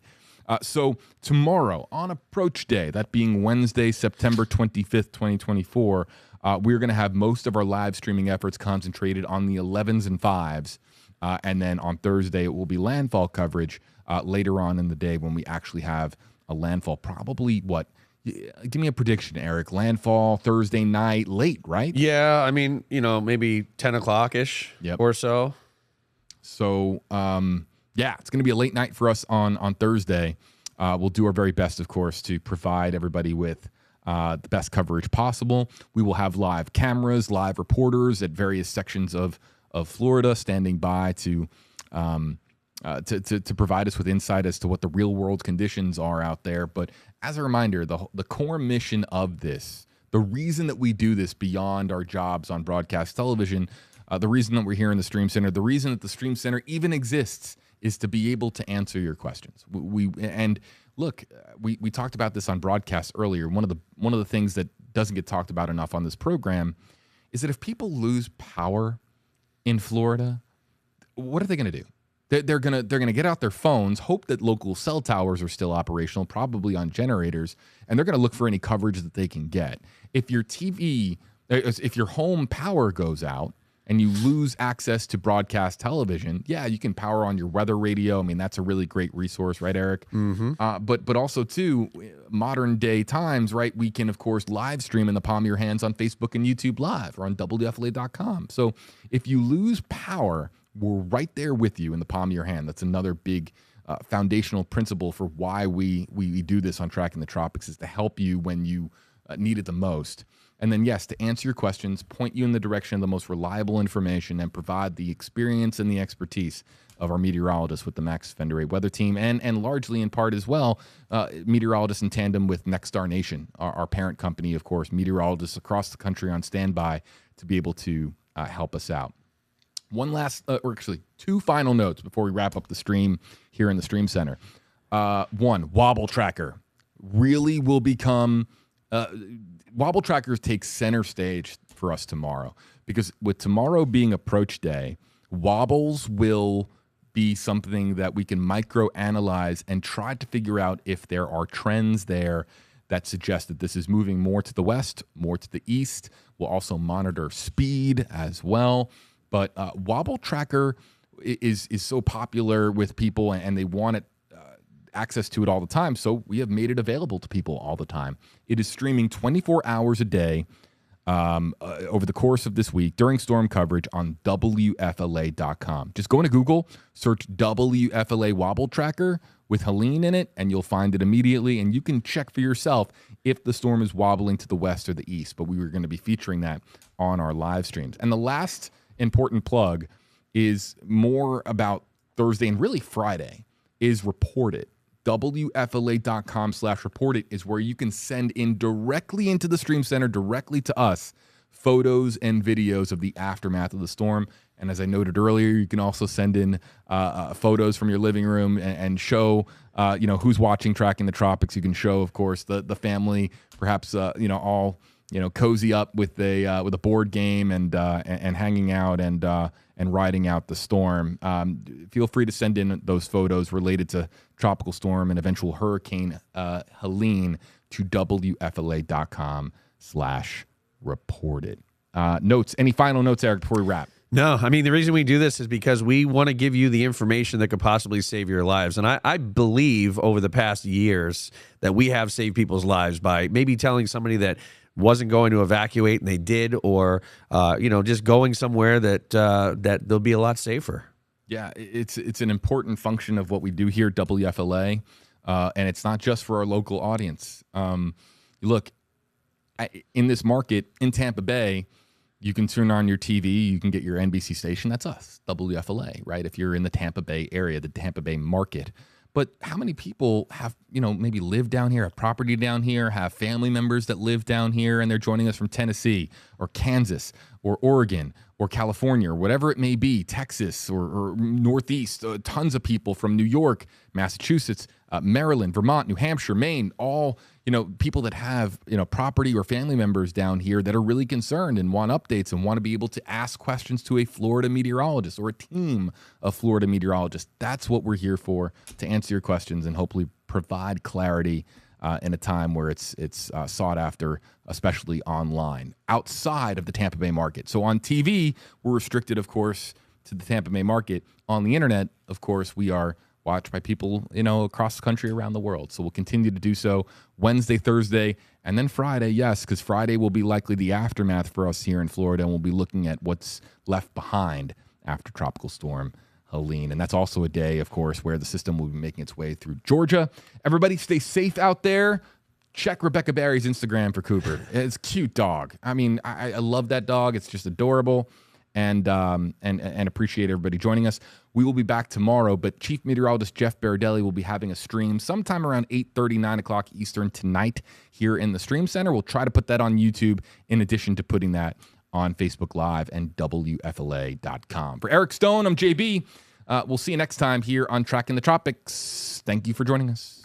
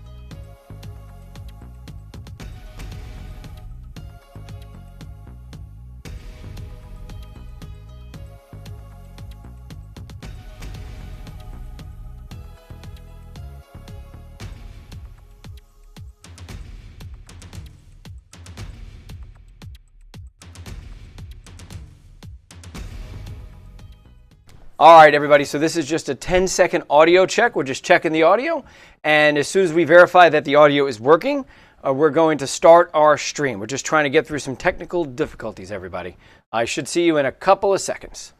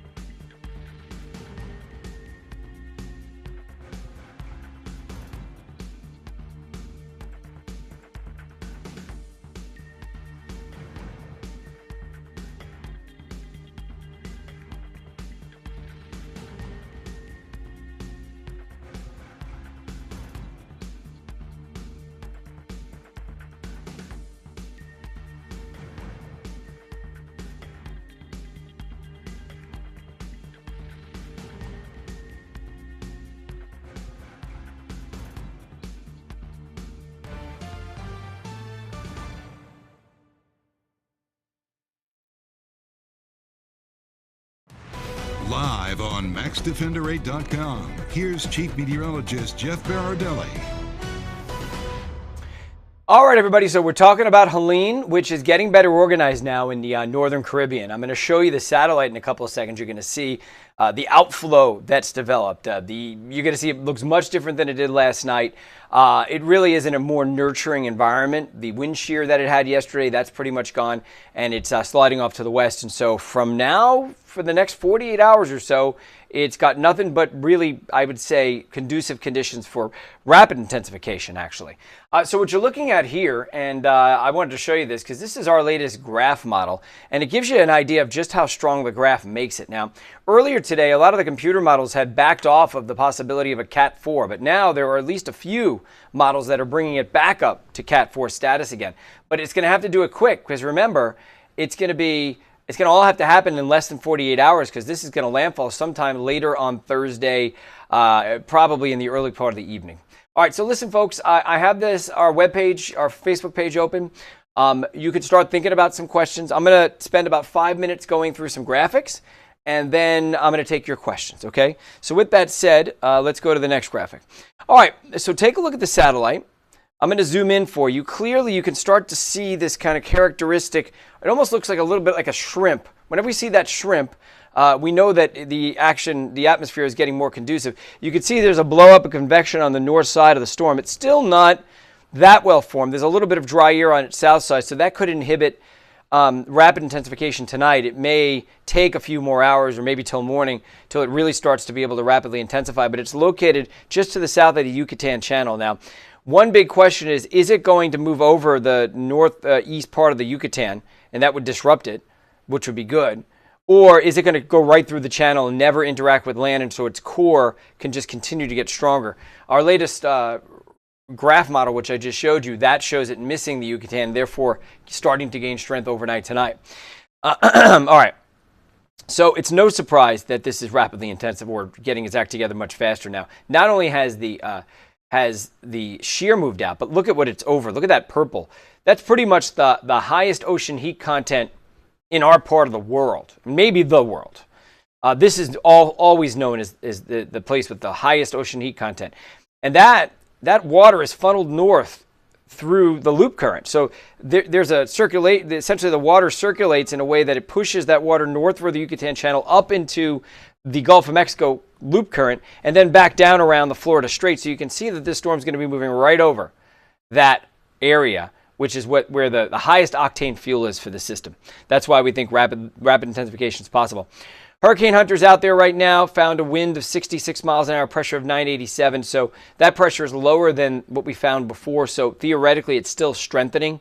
We will see what happens during the 11 o'clock advisory. So this is the 8 o'clock advisory, 991 pressure. Remember, I told you 987 is what the Hurricane Hunter just found, so it's dropped since then. Winds 60 miles an hour, which is about what we found. We found 66 mile an hour flight level winds, and you reduce that to the ground, and 60 miles an hour seems right. So, but if you look at the overall environment, you can see how the clouds are kind of moving in all different directions out from the center. That means that the atmosphere is breathing. That there's what we call in meteorology an evacuation of mass on the top end of the storm, pushing air out and then sucking it in at the surface. So this is a fairly healthy system right now. It's only going to get healthier. So it's forecast to be a Cat 1 storm by tomorrow afternoon with winds of 90 miles an hour, and then rapidly accelerating its pace northeast. Now, the official forecast from the National Hurricane Center is still for max intensity at a Cat 3 major hurricane, about 100 miles west of Tampa at 2 p.m. on Thursday, winds 115 miles an hour. It may still strengthen a little bit more from that up till it gets to the Big Bend. The track hasn't really shifted. Tampa and the Nature Coast basically out of the cone. Anywhere from Cedar Key west to almost Panama City is in the cone. And I think that pressure is just going to continue to drop overnight tonight. Here are the latest computer models, and we haven't seen much of a shift. They're pretty much exactly where they were. That's good news. We've seen a lot of consensus, despite the fact that this storm didn't form until today, and it wasn't even a potential tropical cyclone since yesterday. And the models haven't had great data to work with. They haven't had a really tight, closed circulation. But yet they've been doing a great job all along. And now that they have the closed circulation, they still say it's moving in the same direction. So I hope that consistency means that they're correct.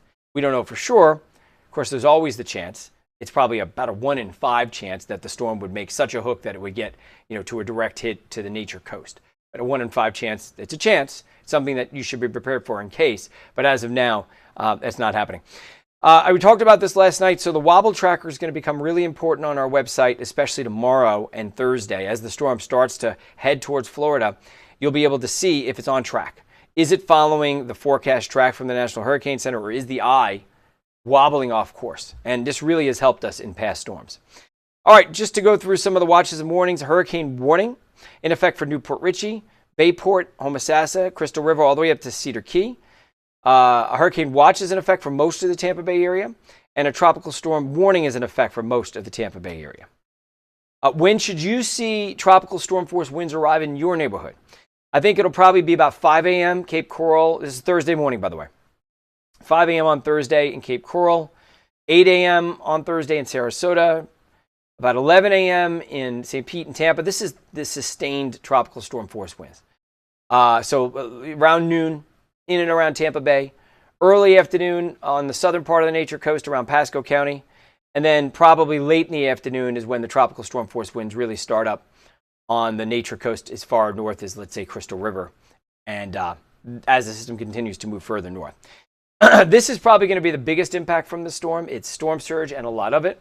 So, 10 to 15 feet of surge is probably just a little bit more than we saw during Idalia.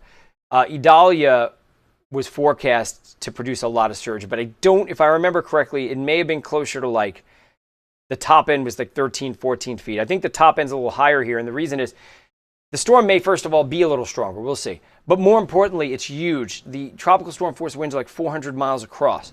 So because of that, all these numbers are a little higher than Idalia in terms of the storm surge. 6 to 10 feet on the nature coast from Newport Richey up to Bayport, Crystal River, Homosassa, 10 to 15 feet of surge. So that would, if that happens, that will surpass what happened in Idalia.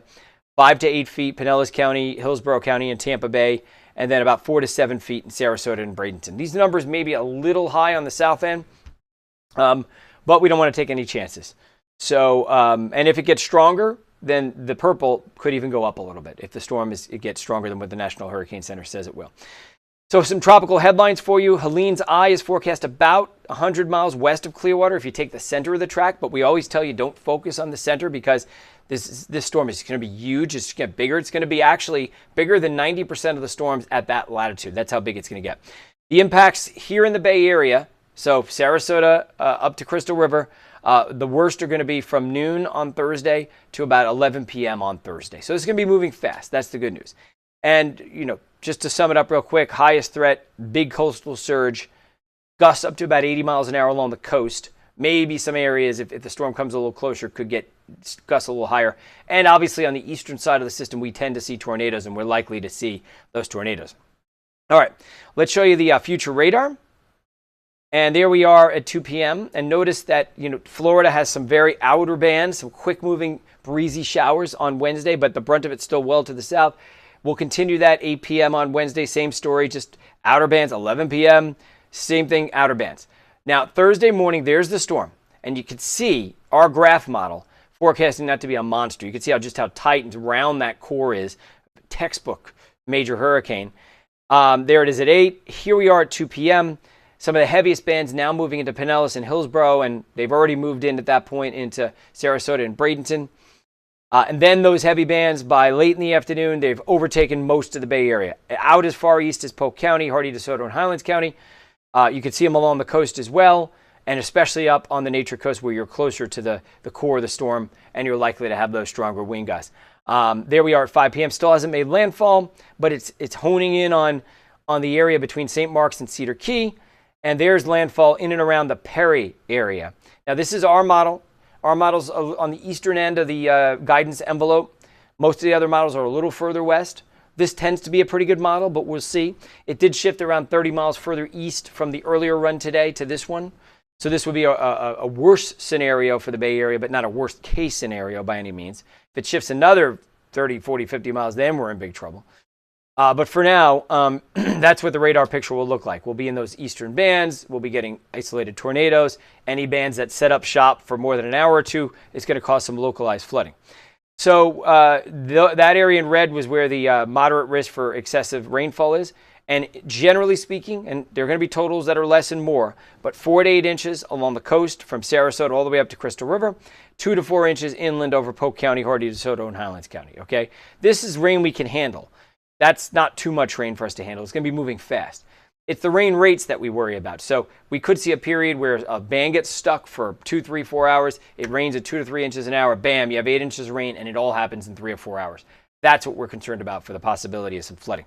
So take a look at how massive this storm is here. It's 400 miles in diameter, the yellow, the tropical storm force winds. The sustained hurricane force winds are in red, and notice they don't come anywhere near the coast around here. The orange, which are sustained winds of 60, they graze up against the coast around Indian Rocks Beach, Hudson, and Newport Richey, and then they come on shore around Crystal River. Okay, and the National Hurricane Center has it coming on shore as a Cat 3. Just a couple more graphics, folks, and then we're going to get to your questions. All right, so this is the wind gust forecast for you. Let's see. All right, and thank you very much, everybody, for being on here. Mike Alexander, I want to point him out. He says, I'm about as dumb as a rock. That's what he says about me. I'm about as dumb as a rock. Thank you, Mike. I appreciate your comment. All right, so let's talk about the wind gust forecast. And here we are on Thursday morning at around 11 a.m., and that's when the winds really start to ramp up. So now we're talking about gusts up to around 50 miles an hour in and around the Bay Area at 11 a.m. And I would say at that point, it's probably best to be off the roads. I think it's possible you might be able to get out early Thursday for an hour or two on the roads, especially if you're further north. Further south, it'd be tougher near Sarasota. Then those gusts start to ramp up to close to 60, 55, 60 by 2 p.m. Some of the worst is going to happen from 2 p.m.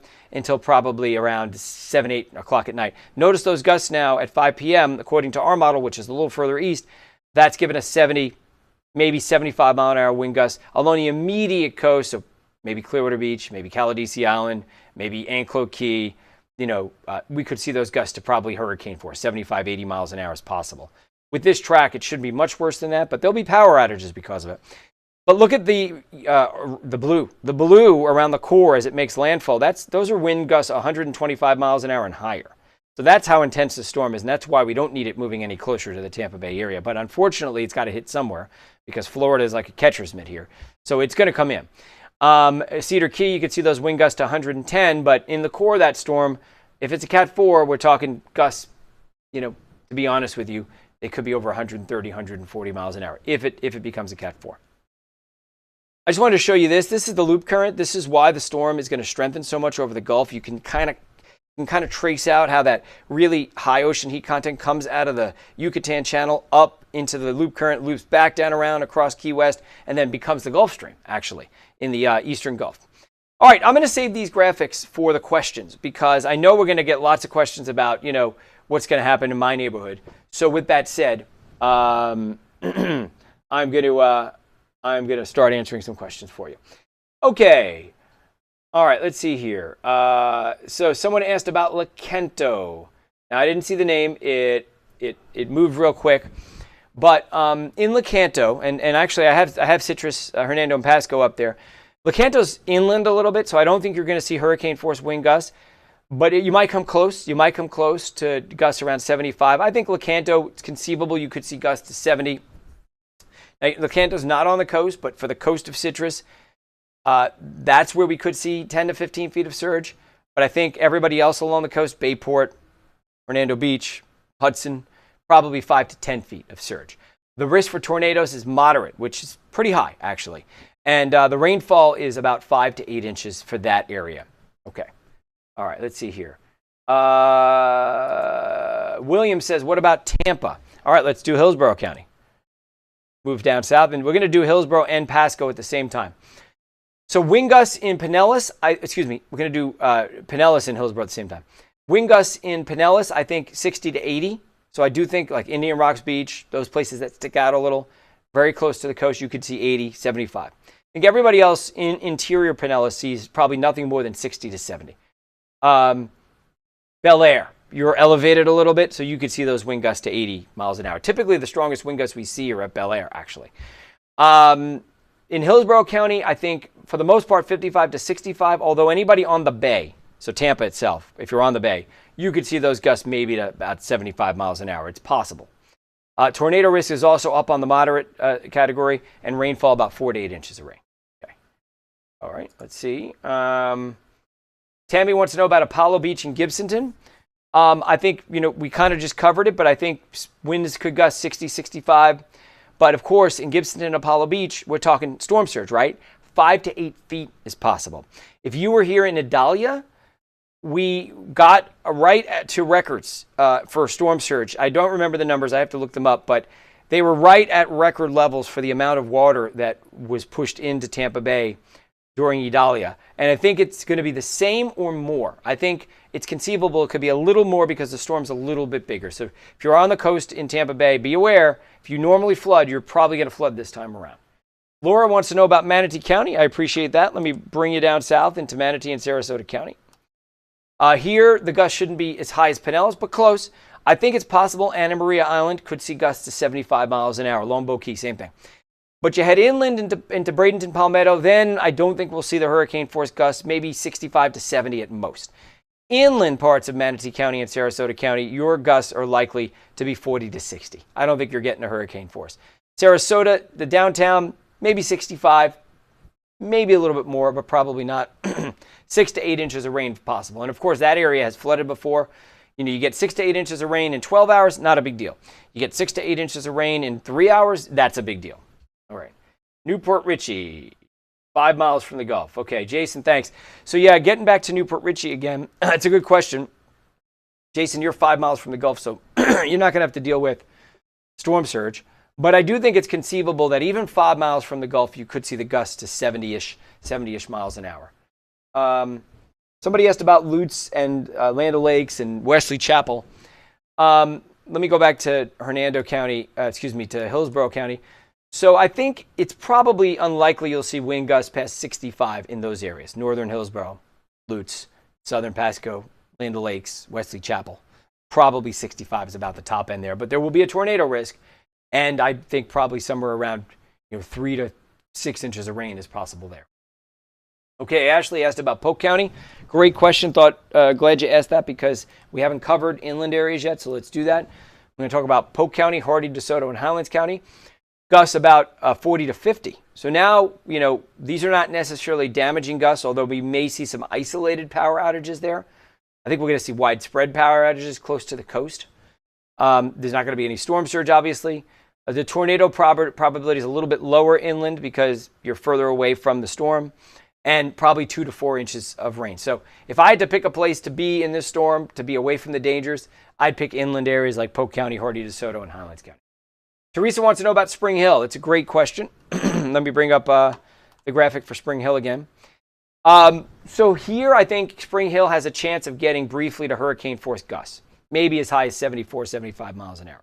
Obviously no storm surge. I do think 5 to 8 inches of rain is possible. And I do think you'll probably be in and out of tornado warnings. So watch out for that.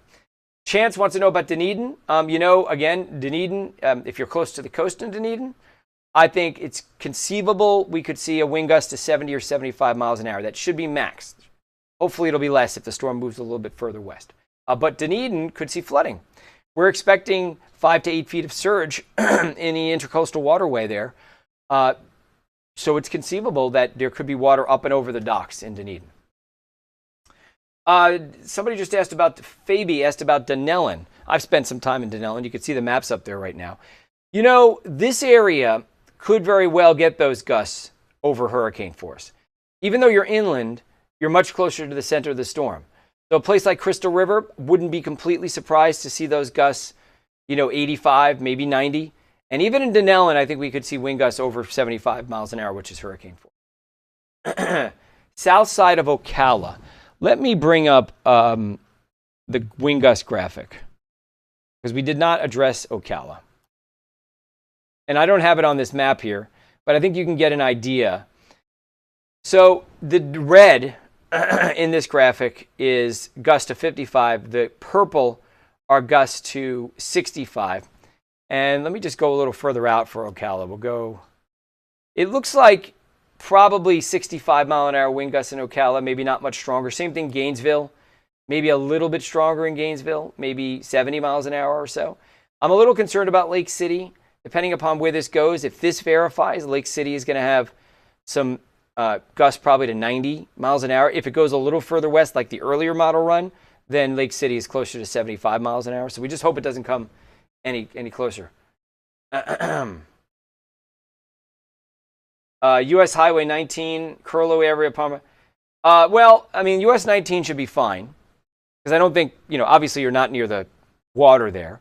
I think you're going to have power outages in Pinellas, and I think you could see some gusts to 70, but I'm going to restrict most of the hurricane force wind gusts, 75, 80, probably going to be to the immediate coast, places that actually are right on the water.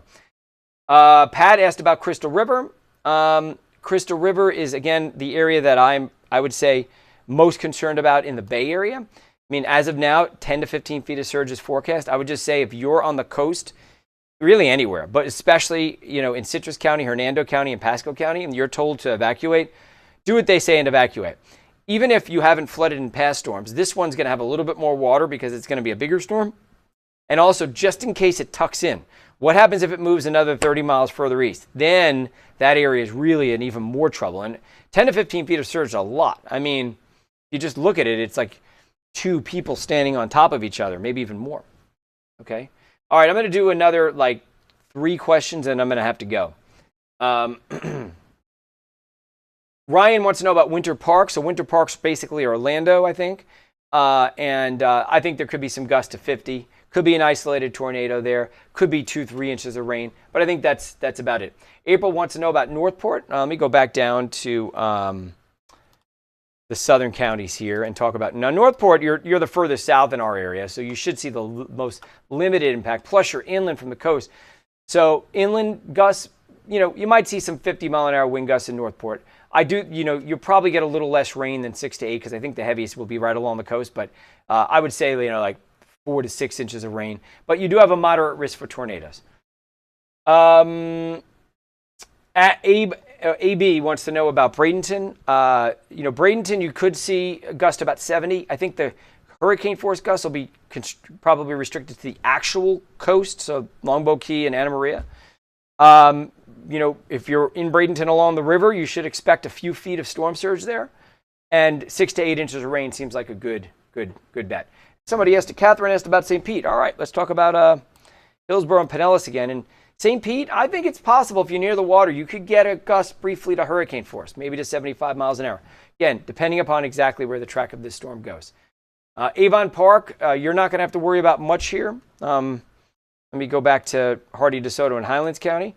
And, Avon Park's in Highlands County. I think, 40, 50 mile an hour gusts, maybe an isolated tornado, maybe a couple inches of rain. That's about it. I'm going to leave you with Inverness because that's the last one here. I think I saw so many things going so fast, but Inverness.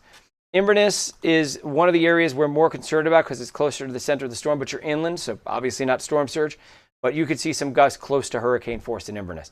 All right, everybody, sorry I couldn't get to all your questions. There's so many questions coming by. I'll leave you with this. In places like Pinellas and Hillsborough, you're going to see coastal flooding. Places that typically flood are going to flood. The flooding's likely to be a little worse than Idalia, at least prepare for it just in case. And I do think in Pinellas County, you're going to get gusts that are close to hurricane force, maybe slightly above hurricane force inland. If you're told to evacuate, please evacuate. Do your best to just follow the rules and you'll be fine. We just got to hope and pray that this storm doesn't make a right hook. It doesn't look like it's going to. There's no indication that it's going to. The models have been consistent, pushing it through the Big Bend. But we got to be prepared for the worst just in case. So with all that said, we'll continue to do this several times a day. Tomorrow we're going to be on almost all day. Obviously Thursday we'll be battening down the hatches and we'll be on this stream as well. Make sure you check out, I want to show you one more time, tomorrow especially and Thursday, check out the Wobble tracker. We're going to move it so that it's further north. And you'll be able to see if the storm is on course on the National Hurricane Center's track or if it's veering off course. And you'll have a pretty clear indication of if it's moving south and a little closer to the Bay Area or not moving further away from the Bay Area. Again, thank you very much, everybody. And I will see you on TV at 11 o'clock tonight.